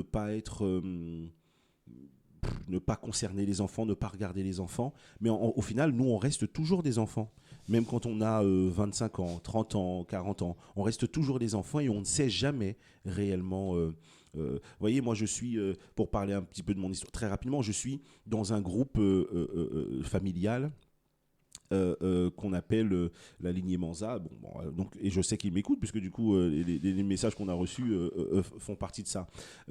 Mais j'ai appris qui était Manza. C'est mon arrière-grand-mère. Je n'avais jamais entendu parler d'elle. C'était mon arrière-grand-mère, donc c'était la mère de ma grand-mère maternelle. Je n'avais jamais entendu parler d'elle. Et ça, c'est pas possible, ça. Vous voyez, ça, pour moi, c'est... alors, je ne parle pas de 7 ou 8 générations en arrière, mais grand-mère, arrière-grand-mère, ça me paraît être peut-être le minimum. Mais je n'ai pas pu en entendre parler, puisque du coup, je n'avais pas ce rapport avec ma grand-mère qui m'a permis d'avoir cette mémoire passée. Et ma mère ne m'en a pas parlé non plus, parce que... et pourtant, elle a connu sa grand-mère, puisque c'était la grand-mère de ma mère, mais finalement peu aussi. Bon. Et c'est ça, ce lien intergénérationnel, il est super important pour savoir d'où l'on vient, quel est notre socle, et pour aller vers vers la destination qui est la nôtre, avant la destination finale, hein, bien sûr. Mais voilà, moi je trouve ça super, super important. Et moi, c'est quelque chose qui m'a manqué, que j'ai eu du côté de mon grand-père, pour le coup. Donc peut-être que ça peut expliquer aussi l'attachement particulier que j'ai à mon grand-père, mais voilà, c'est très important, grands-parents, si vous nous écoutez, il faut parler, enfin, les secrets c'est bon, on est adulte, ça va, enfin, on est capable d'entendre des choses, il faut transmettre. Alors je comprends qu'on puisse protéger les enfants quand ils sont enfants, mais là aujourd'hui on est adulte, on a nous-mêmes des enfants, les manques qui sont créés chez nous vont être les manques qui vont être créés chez nos enfants et qui seront créés de génération en génération, et c'est peut-être comme ça que des branches complètes d'une famille disparaissent. Voilà. Et je me lève contre ça avec bienveillance, mais il faut à un moment donné libérer ça aussi, je pense. Il est révolté. Non, il n'y a pas de révolte. Je le dis parce que je rejoins ce que tu dis, je connais ton histoire, la mienne aussi, et je trouve ça dommage. Voilà, je trouve ça dommage parce que nos enfants nous posent des questions, nous. Voilà. Et on sait pas toujours quoi répondre. Alors il se trouve que je connais bien ma famille et j'ai fait des recherches et je sais des choses qu'on ne m'a jamais dites vraiment. Ma mère a été surprise des fois quand je lui ai raconté des choses. Elle me dit mais comment tu sais ça?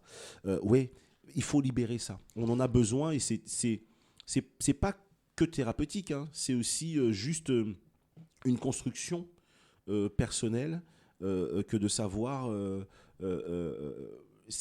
Parfois des choses font un lien avec un souvenir d'enfance qui nous a marqué, qui nous a perturbé, et peut-être qu'à 40 ans on peut encore régler des choses, hein.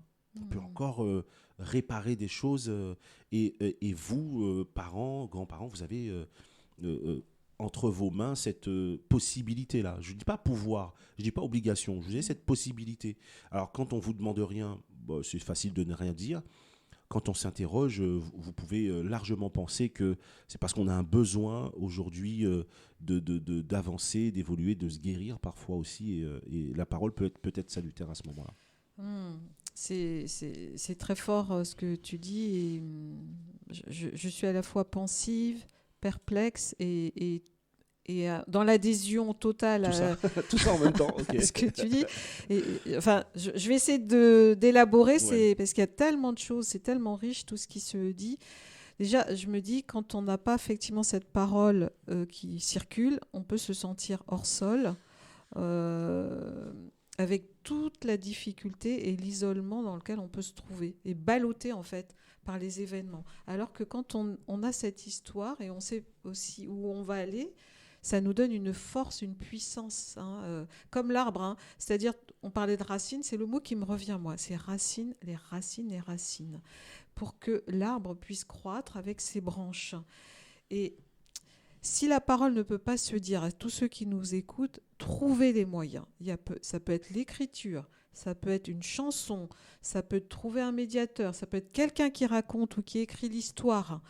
Je suis très peinée parce que j'ai connu quelqu'un de très proche qui est parti de ce monde, qui est décédé, qui avait écrit un livre, qui était elle-même grand-mère, et elle n'a pas pu le diffuser de manière large auprès de sa famille élargie, on va dire, hein, peut-être juste à ses enfants. Et je me dis, mais quel secret elle avait, quelle honte peut-être éprouvait-elle. Et souvent, ce qui bloque la parole, c'est la honte. Ouais. Et s'il y a du traumatisme, le traumatisme, c'est la grosse difficulté du traumatisme, c'est qu'on ne peut pas en parler parce que ça nous pulvériserait d'oser en parler. Et parfois, on est clivé, c'est-à-dire on est coupé de l'acte qui s'est passé, horrible. On va parler appeler un chat. Souvent dans les familles, qu'est-ce qu'il y a le pire? C'est les incestes, c'est le viol, les vols.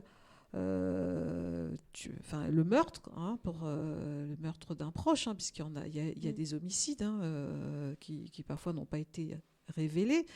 Et la pire des choses dans notre arbre généalogique, c'est l'infanticide. Et l'infanticide, ça peut être... je n'ai pas de jugement moralisateur sur ce que je vais dire, mais ça impacte l'arbre, le meurtre. Hein. Certains vont être arrêtés. Des fois, il y a des meurtres impunis dans les histoires quand on remonte sur plusieurs générations. Donc, effectivement, tout ça va peser Mais tu lourdement. vois, Et ce que disait Yannick est juste, c'est-à-dire que des fois, ça arrête la vie dans un arbre. C'est-à-dire, on ne procrée plus. Et on va toujours avoir des bonnes raisons pour dire bah oui, c'était comme ça. Mais souvent, il y a des grosses souffrances qui ont coupé la vie dans la vie. Mais tu vois, c'est intéressant ce que tu dis par rapport à la grand-mère qui a écrit un livre. Moi, j'ai toujours dit, si un jour, je ne me le souhaite pas, il se passe quelque chose, je sais pas, il y a un incendie chez moi, il faut que je sauve un truc, et je sais exactement ce que je vais prendre. Une des choses les plus précieuses, bien sûr, une des choses les plus précieuses, ce sont mes journaux intimes d'adolescence. J'ai commencé quand j'étais en 4e, et j'ai beaucoup écrit. Donc, j'ai des écrits, et j'ai des écrits sur ma vie. Et ça, c'est mon héritage, en fait. Enfin, c'est l'héritage que je veux donner, en tout cas, à mes enfants. Et c'est quelque chose que je ne leur montrerai jamais de mon vivant, je pense. Mais je pense que je tiendrai à ce qu'il l'ait une fois que je ne serai plus là. Parce que, déjà, ils peuvent trouver des réponses et me voir autrement et connaître quelle était ma vie et comment moi je la vivais et comment je la percevais. Parce que comme c'est quelque chose qui m'aura quand même, en tout cas, qui m'a manqué dans ma crise identitaire il y a quelques années, d'avoir des réponses, en fait, et ben là, moi, je veux leur donner sur un plateau, quoi. Dire, voilà, peut-être que vos enfants seront comme ça, ou que vous êtes comme ça, ou que vous ressentez ça, parce que moi, j'ai vécu ça, et voilà ce qui s'est passé dans ma famille et dans ma vie. Donc ça, c'est une des choses les plus précieuses que j'ai, C'est une belle question, c'est une bonne question. Je me suis jamais posé cette question. Ouais, je vais me poser des questions chez vous. Je me suis jamais posé cette question. Ouais, c'est vrai. Ça me fait réfléchir. Du coup, je sais pas trop ce que. J'ai tout plein de carnets partout, d'écrits, de machins et tout. Même j'écrivais beaucoup avant des nouvelles, très souvent inachevées, parce que je finis pas grand chose. Mais pareil, c'est une mise à nu, c'est une partie de moi. Et si on lit entre les lignes. Voilà, j'ai une certaine plume, j'ai une certaine manière d'écrire. J'ai aussi un sujet récurrent, voilà, qui revient dans mes écrits, et c'est clairement une partie de moi. Et du coup, ouais, c'est bien quand les grands-parents écrivent. Et il existe d'ailleurs un Papy raconte-moi ou Mamie raconte-moi, et j'aimerais bien l'offrir à mes parents, mais je suis pas sûre qu'ils jouent le jeu parce que, encore une fois, voilà, de leur vivant, peut-être des choses qu'ils n'ont pas envie de dire, des choses dont ils ont honte, des trucs que nous, enfants, on ne saura jamais. Et est-ce qu'ils n'ont pas envie de partir avec leurs secrets aussi, Bien sûr. Bon, je vais laisser Yannick intervenir. Je réagis quand même. Même ce qu'on ne dit pas, les enfants le perçoivent de manière inconsciente. Ouais. Et ils n'ont pas l'explication. Mais ils n'ont pas l'explication. Et c'est ça qui va créer de la confusion et des bégaiements. Alors, il n'y a pas que le bégaiement réel, mais des bugs dans leur esprit. Et souvent, ils vont avoir des symptômes par rapport à ces non-dits. Mais soyons clairs, même ce qui ne s'exprime pas va s'imprimer en nous. Ouais. C'est-à-dire, on ne va pas savoir pourquoi on est, régulièrement attiré par le même type de personnes. Parce qu'il y a une empreinte en nous et qu'on a été modélisé par ce qui se dit, mais surtout c'est ce qui ne se dit pas et ce qui se met en action, en silence, vibratoirement même. Même pour aller plus loin, excuse-moi Yannick, non, pas de souci. Même pour aller plus loin, je dis pas que ça explique à chaque fois ce cas-là, mais je suis sûre qu'il y a des personnes qui ont du mal à procréer. Et très certainement c'est un nœud, c'est un blocage, c'est quelque chose qui ne leur appartient pas et qui en fait rejaillit sur leur génération où du coup voilà, tu vois, il s'est vécu un choc, un traumatisme des générations avant, et du coup c'est eux qui en payent le prix en fait, et ils savent pas d'où ça vient. Bien sûr, mais exactement. Et nous en avons dans les cabinets de psychothérapie en consultation. Et on voit bien d'ailleurs que des personnes qui ne peuvent pas procréer, qui vont faire plein de démarches médicales, et à un moment ça va se libérer par la parole ou par toute autre action qui va aider, et c'est au moment où ils vont adopter qu'ils vont pouvoir biologiquement être parents aussi. Yannick, commentaires, témoignages, s'il te plaît. Oui, il y en a quelques-uns. J'en ai sélectionné 4. Il y en a beaucoup qui arrivent, et merci beaucoup à tous.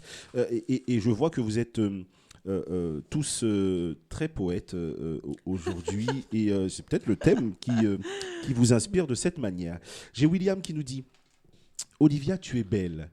Je ne te vois pas, mais par ta voix, tu es magnifique. Marie-Ange, tu es centrale. Tu nous relis avec la vie, Et Yannick, tu nous protèges, tu nous rassures. Je suis thérapeute, vous l'aurez bien compris.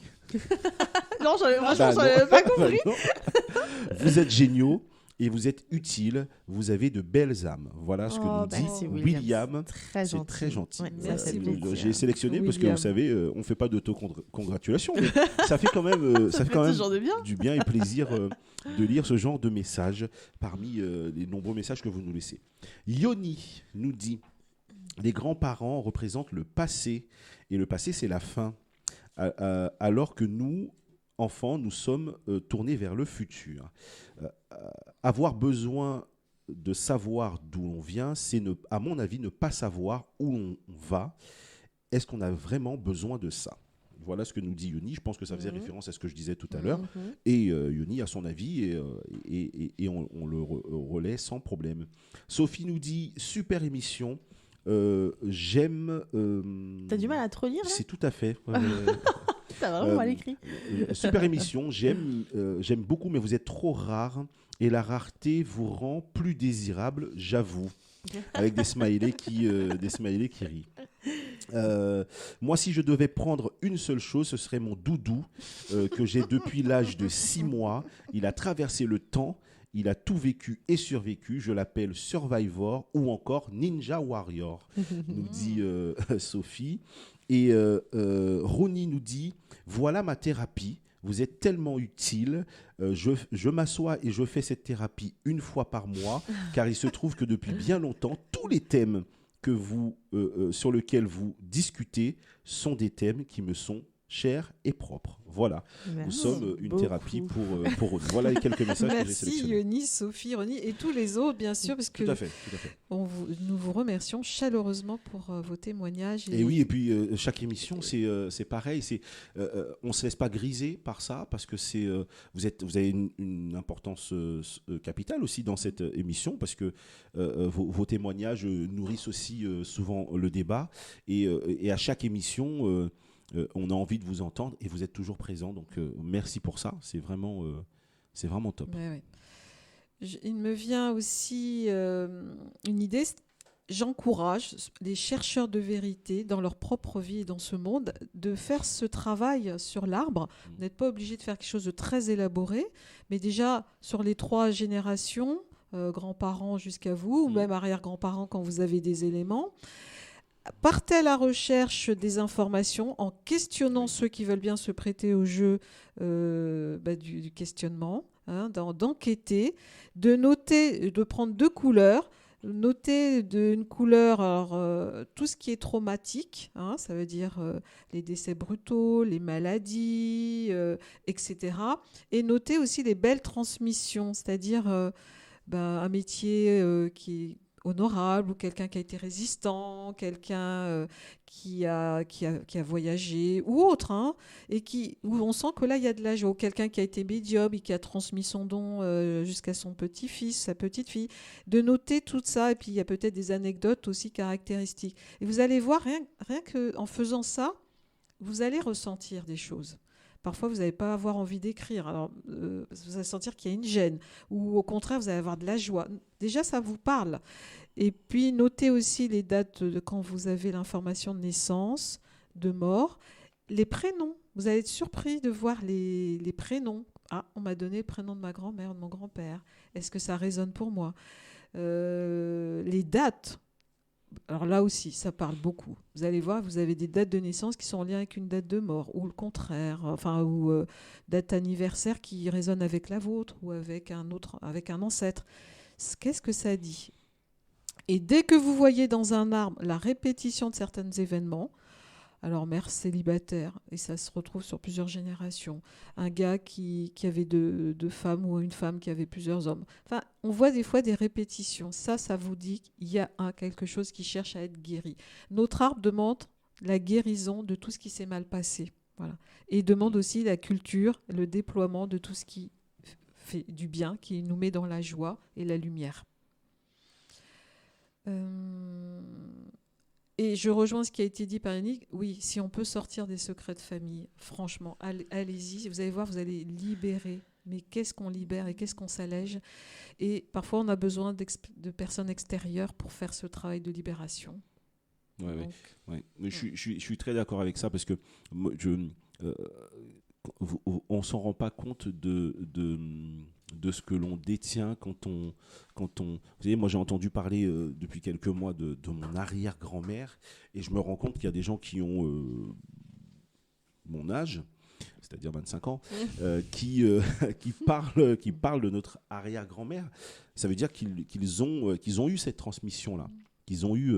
et alors, à défaut du fait que ce soit les grands-parents, celui qui a un bout de notre histoire, il faut la délivrer. Parce qu'en réalité, tu parlais de la construction de l'arbre, mais c'est très important parce que on sait, c'est pour ça que je ne partageais pas ce que disait notre auditeur tout à l'heure, parce que c'est important de savoir d'où on vient.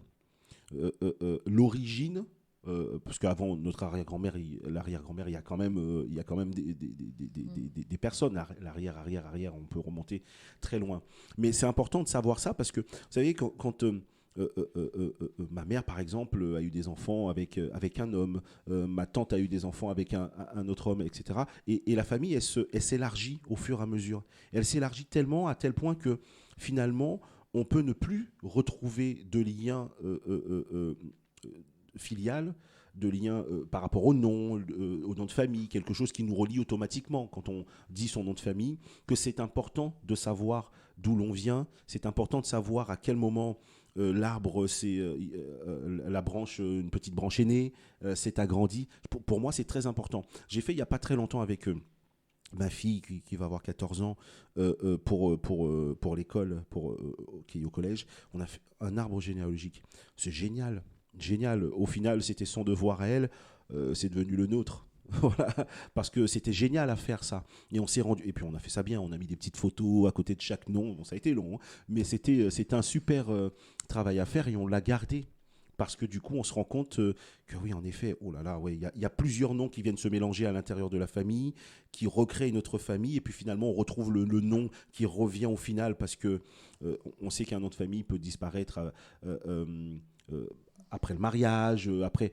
Et donc, pour moi, c'est important ça, de savoir tout ça pour pouvoir comprendre et savoir aussi que sa famille est encore là, n'a pas disparu et que son nom, moi je suis tellement attaché à mon nom, c'est celui de mon grand-père, j'y suis tellement attaché, je chéris la vie de m'avoir fait homme parce que du coup, il aurait fallu que je change de nom une fois que ça aurait été pour moi très compliqué. Mais la loi a évolué, donc c'est vrai, on c'est peut, vrai, on peut garder son nom, même en tant que femme.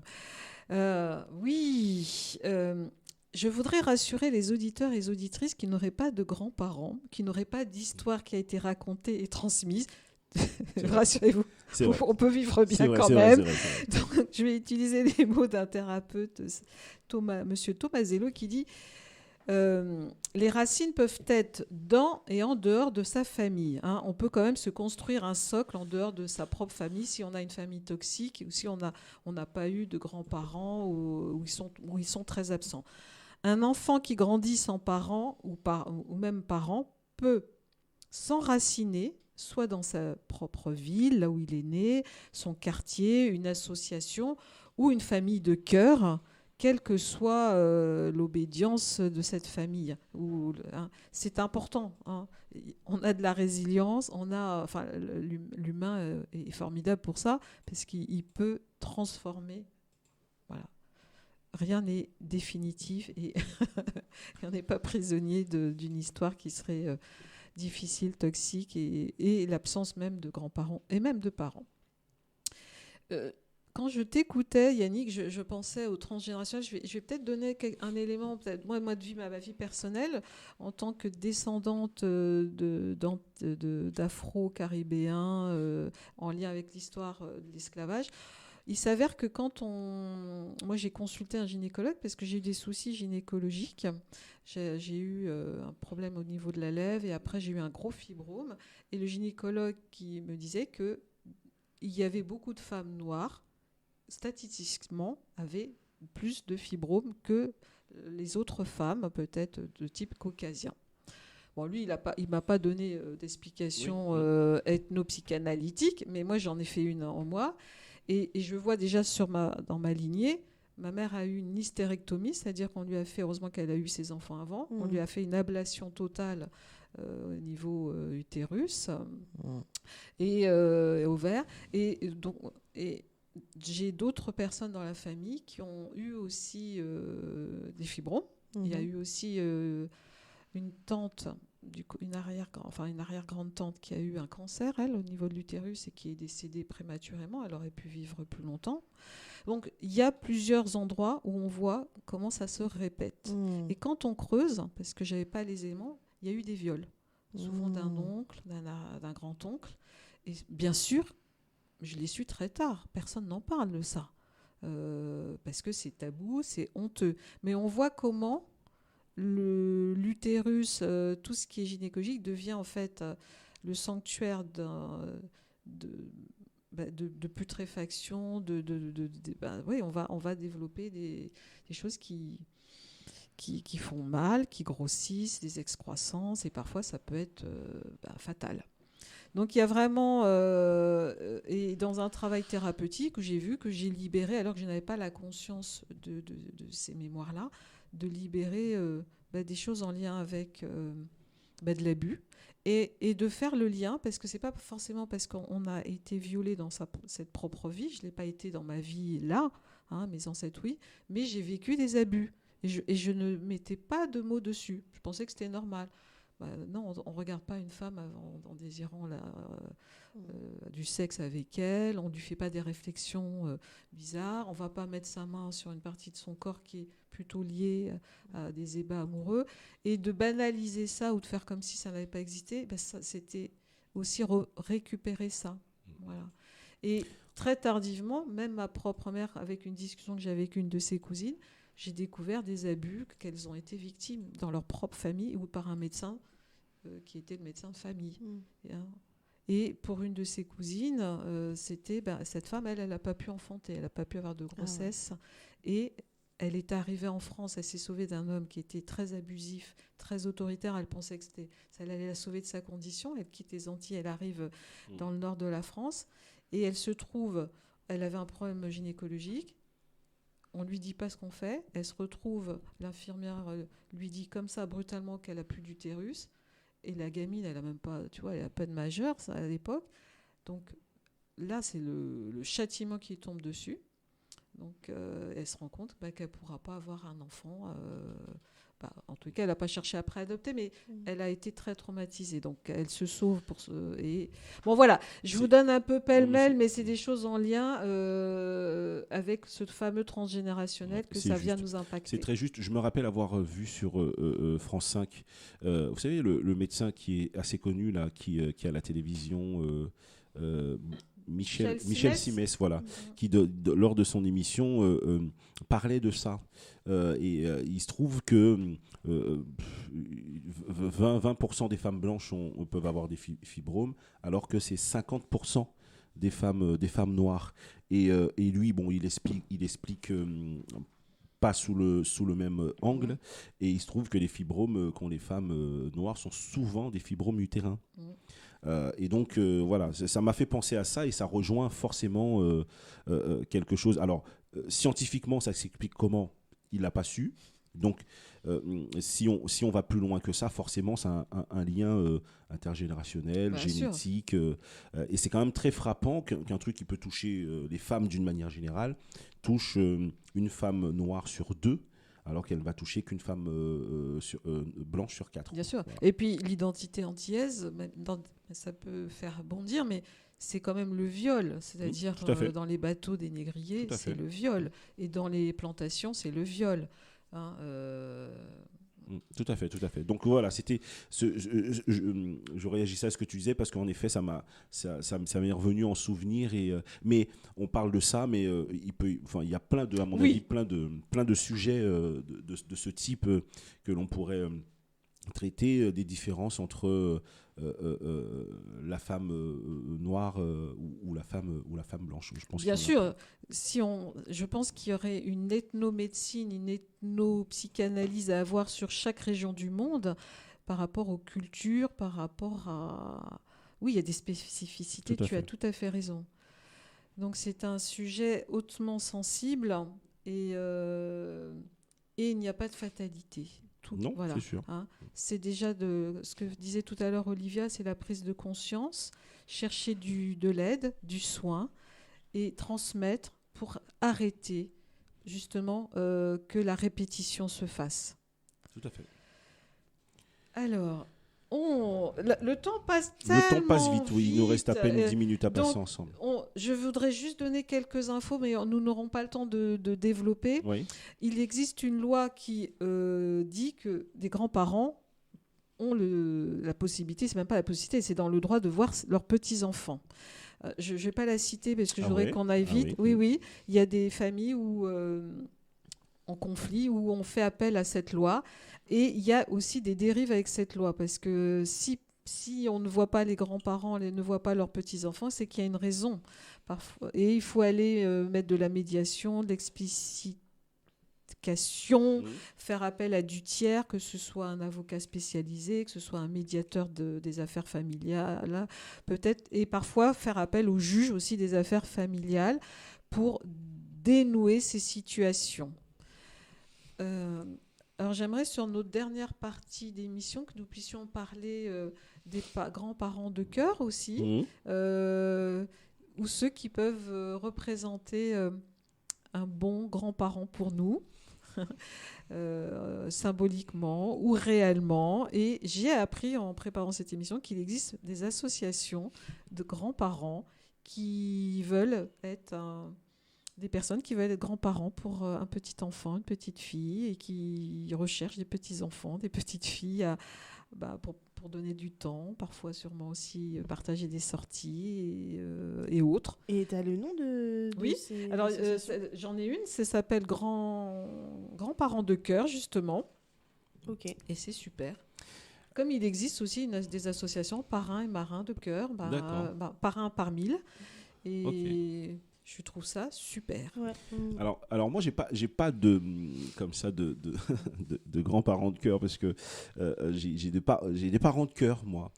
Mais ils pourraient être mes grands-parents parce que quand on voit l'âge de leurs enfants, ils sont grands-parents et leurs enfants ont mon âge et ont des enfants. Donc ça pourrait être mes grands-parents, mais je les considère autant comme mes parents que comme mes grands-parents et qui ont traversé avec moi des moments pas faciles et pas simples de ma vie, qui ont toujours été là depuis que je les connais. J'ai vu grandir leurs enfants. J'ai grandi avec leurs enfants aussi. Et je leur fais un petit coucou. Je le fais jamais, mais je les cite. C'est Jean-Louis et Françoise.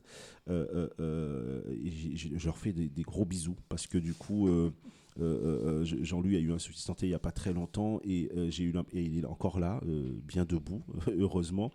Et j'ai eu l'impression d'avoir perdu mon père, d'être sur le point de perdre mon père. Et ça avait vraiment été douloureux. Donc ça, c'est très important parce que vous savez, on le dit pas souvent, on n'en parle pas souvent parce que là encore, je crois que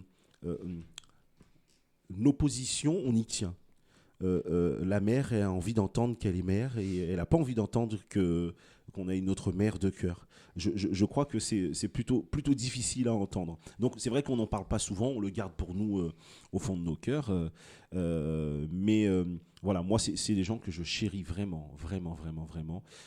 Et je regrette de ne pas pouvoir être un peu plus présent depuis quelques temps parce que bon, je travaille beaucoup, etc. Mais voilà, c'est des gens que j'aime beaucoup. Ils le savent, mais je profite pour le dire parce que ça fait du bien aussi de le dire. Donc c'est Jean-Louis et François. Je vous fais des gros bisous. Ah bon. Alors, écoute, moi, c'est vrai que j'étais en train de réfléchir et je n'ai pas de grands-parents ou autres parents d'ailleurs de cœur. Enfin, j'ai jamais eu l'occasion. Est-ce que j'ai jamais eu le besoin aussi ? C'est possible. Parce que je me sentais assez complète par rapport à mon arbre généalogique, je pense. Et encore une fois, j'ai eu la chance d'avoir les 4, de connaître les 4 et de voir les 4, donc mes 4 grands-parents. Mais c'est vrai, ça n'empêche pas, hein, j'aurais pu faire une rencontre qui fait que... Mais non, j'ai pas j'ai pas ce lien-là, mais je rebondis juste sur ce que tu disais, Marie-Ange, par rapport aux associations qui existent. Il en existe aussi, alors je sais pas s'il y en a beaucoup en France, hein, mais pour se loger, il y a aussi des entreprises ou des assos, par contre je connais pas le statut, qui mettent en relation les jeunes qui veulent avoir une coloc, et ça rassure les parents de ne pas les savoir tout seuls, voilà, et des personnes âgées et souvent seules qui cherchent un colocataire, et quand ça matche bien, ça peut aussi faire office de grands-parents et petits-enfants, et je pense qu'il y a de belles rencontres. J'avais vu ça, oui, j'avais vu ce reportage-là, c'était assez touchant d'ailleurs, je trouvais ça crois assez... moi, je crois qu'il y a eu un reportage, et moi j'ai vu aussi sur l'émission, je crois que c'est M6, où Qui veut être mon associé, et en fait c'est une dame, je crois que ça s'appelait Colibri, tout à fait. Et en fait elle venait chercher des financements pour élargir, parce que je crois que ça fonctionnait déjà pas mal, et pour en créer à d'autres endroits en fait en France, et j'ai trouvé le concept génial, donc voilà, mais pas assez connu en fait. Oui, forcément. Non, c'est vrai que je me rappelle avoir vu ce reportage, et j'avais trouvé ça génial. Je me suis dit, tiens, c'est étonnant que ça puisse exister. Et on avait le témoignage, je crois, dans d'une jeune fille et d'une mamie. Oui, c'est ça, qui vivaient ensemble, mais depuis peu de temps en plus. C'est ça. Mais du coup, elles s'apportaient mutuellement, parce que elles n'avaient pas... Enfin, si, je crois que c'est par centre d'intérêt déjà. Tout à fait, il y a tout un questionnaire à remplir, etc. pour ne pas vivre avec quelqu'un qui est complètement à l'opposé de toi. C'est ça. Ça s'appelle Colibri, donc COLIBR2E. BR2E. Voilà, intergénération. Voilà, ça s'appelle comme ça, et donc c'est le premier site internet créé et dédié à la cohabitation intergénérationnelle entre jeunes de moins de 30 ans et personnes de plus de 60 ans. Partout en France. Voilà. Merci. Nous mettrons le lien sur avec plaisir, la page. Avec plaisir, j'avais vu ça. Retrouvez notre passage dans l'émission. Vous êtes formidables sur France 3, entre autres. Voilà. Et donc, j'avais vu ça. C'est très, très intéressant. Je me permets justement de faire une petite parenthèse, parce qu'on risque d'oublier quand on va rendre l'antenne. C'est que vous pouvez retrouver en fait nos émissions. Alors, sur la chaîne YouTube, même si c'est une émission audio, on le transforme en MP4. Donc, pour le moment, avant d'avoir un site avec des podcasts en bonne et due forme, vous pourrez retrouver dès la semaine prochaine l'émission de Marie-Ange d'aujourd'hui sur notre chaîne YouTube. C'est GFM TV 77. Et vous pourrez aussi le retrouver sur notre site internet www.gfm-du6media.fr, et ensuite vous pouvez liker et suivre la page Parole Vivante sur Facebook. Tout à fait, sur le site internet, c'est sur la page d'accueil, et dans les dernières émissions postées, vous le trouverez tout en bas. Voilà. Eh bien, merci pour ces précieuses informations. Nous arrivons déjà à la fin, mais restez encore, parce que nous avons encore une surprise pour vous.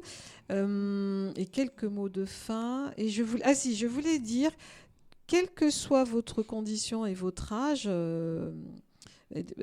pour tous ceux qui sont adultes qui nous écoutent, c'est-à-dire, mais déjà, si on a un écart générationnel...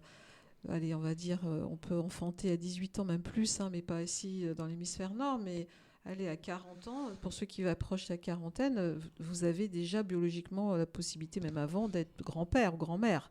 Et parfois, dans nos vies, on peut être en relation avec des personnes où on va avoir une posture de parents, mais aussi parfois de grands-parents. Et c'est aussi une fonction symbolique, elle n'est pas que biologique. Donc parfois nous sommes des grands-parents qui signeront avec certaines personnes avec qui nous sommes en interaction.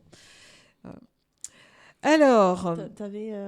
je voulais juste moi remercier encore une fois tous ceux et celles qui nous laissent des messages, ceux qui sont nombreux à nous écouter. Et j'aimerais aussi remercier deux groupes en particulier avec lesquels nous avons échangé pour que nos émissions soient diffusées sur leur groupe en direct. Donc on met un petit lien et puis ils le relaient toujours très très vite.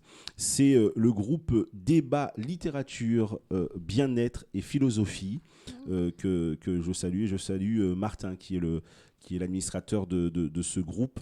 Et je remercie également le groupe Bien-être et Soi-même, qui est un groupe où ils sont plusieurs milliers aussi et qui nous relaie toujours très rapidement. Et là, c'est Katrina qui s'en occupe. Et voilà, je vous salue. Je sais que vous nous écoutez aussi, puisque du coup, le lien a été partagé et relayé très vite. Donc, c'est aussi avec tous ces petits accords qu'on arrive aussi à toucher plus largement les gens. Donc, merci à vous. Merci. Quelques mots de fin avant. Alors, nous allons finir l'émission avec la parole et la chanson d'Orelsan sur les grands-parents. Mais avant, Olivia, quelques mots pour conclure. Écoute, juste merci. Voilà, c'est une émission, un sujet qui me tenait à cœur parce que vous l'avez bien remarqué, j'avais plein de trucs à dire. J'espère juste que nos témoignages et ceux que vous avez pu entendre des autres auditeurs aura pu vous aider, vous apaiser, vous permettre d'avancer ou au moins de réfléchir. Donc merci beaucoup Marie-Ange.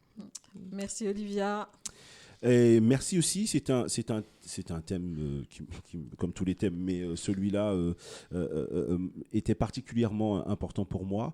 J'ai pu réussir à évoquer le souvenir de mon grand-père sans m'effondrer, et donc je constate que j'avance et que j'évolue et que c'est de l'amour, beaucoup d'amour. Donc voilà, merci beaucoup. C'était une belle émission, mais le temps passe toujours tellement vite dans cette émission. Et j'aimerais juste dire que vous retrouvez là tout de suite sur la page de Parole Vivante le petit lien que Marie-Ange nous a demandé pour le site Colibri. Voilà, merci. Merci très chers auditeurs, très chères auditrices. Merci Kylian, merci Olivia, merci Yannick. Et puis cultivez la joie, l'amour, vos racines et côtoyez les étoiles avec des branchages et des fleurs qui montent jusqu'au ciel et de sentir que nous sommes tous reliés, tous interconnectés, si je peux utiliser ce mot, que ce soit avec notre famille et nos familles au sens large et pluriel. Portez-vous bien, écoutez Orelsan, c'est sympathique, c'est humoristique et nous continuons dans le thème T'_AIME. Et à bientôt pour notre émission. Mes grands-parents, je pense souvent à eux, je vais les voir souvent et c'est vrai que justement, comme je dis, je fonctionne beaucoup en notes. Et à un moment, je me suis rendu compte que j'avais noté beaucoup de choses sur mes grands-parents. Et je me suis dit, autant essayer d'écrire un titre. Qu'est-ce que vous allez chercher chez eux ? C'est, je sais pas, je pense de la nostalgie, du réconfort, même de l'expérience. Ils ont tellement de choses intéressantes et on a des vies tellement différentes que c'est super, je sais pas comment dire, c'est enrichissant. Puis des bases aussi. Des bases, voilà, tout simplement. Basique, simple. Basique. Basique, grands-parents, simple. On vous écoute ? D'accord, super, ok.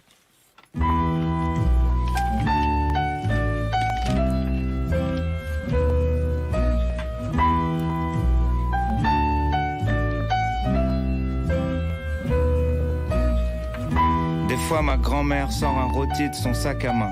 Elle fait toujours en sorte que tout le monde mange à 3 fois sa faim. Elle peut vivre 6 mois sans mettre le pied dans un magasin. Parce que c'est pas donné. 1 franc est 1 franc, même si tu changes la monnaie. J'ai cru que mes grands-parents étaient radins, mais c'est pas vraiment vrai. C'est juste qu'ils ont connu la vraie merde et qu'ils ont peur de manquer. À l'âge où je goûtais mon premier Mac Fleuridin, mon grand-père braconnait des lapins dans le jardin du noble du coin.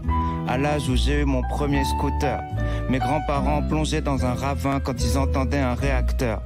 Ma grand-mère a le même téléphone que ton dealer, avec son numéro scotché dessus, même si elle connaît déjà par cœur. Mon grand-père, il roule les airs, il a l'accent de son patelin, et ça ressemble bizarrement au cliché d'un accent africain. Mon grand-père a construit sa cave à la main, il m'a déjà mis des grandes tartes en me disant fais pas le malin, et il a des doigts, c'est des bites. À force d'y planter des clous, des hameçons, des agrafes et toutes sortes de câbles électriques. Mon grand-père a plein de phrases philosophiques qui répète souvent, genre rien n'est illégal si personne n'est au courant. Mes grands-parents ont souvent l'air un peu flippants, c'est sûrement parce qu'ils connaissent plus de morts que de vivants. Et aussi parce qu'ils ont potentiellement tué des gens. Chez eux, il y a suffisamment de fusils pour alimenter tout un régiment. Mes grands-mères sont magnifiques sur les photos en noir et blanc, autour desquels il y a plein d'objets inutiles, fascinants. Mon grand-père pense que les joueurs de basket sont trop grands, qu'en cas d'égalité au foot, ça devrait jouer au nombre de corners gagnants. Quand mon grand-père a passé le permis, les feux rouges n'existaient pas. Et les clignotants, c'était ses bras. J'ai suivi beaucoup de chemins, j'ai ouvert de nombreux sentiers. Colette Mani. Ouais, ah, tu connais Colette Mani? Attends, on est sur France Inter, évidemment, je connais Colette Mani. Ouais, je fais souvent des... Justement, quand je fais des maquettes comme ça, j'aime bien boucler des morceaux. Et là, j'ai bouclé une intro de Colette Mani que j'ai ralentie. Je trouvais que ça correspondait bien au texte. Comment on l'appelle ce texte inédit alors, Orelsan? Mes grands-parents, je crois. Mes grands-parents. Ouais, et il restera à jamais en suspens. J'aimais bien le thème, mais je trouvais que ça rentrait pas très bien dans l'album. J'ai gardé un peu sous forme de poésie comme ça.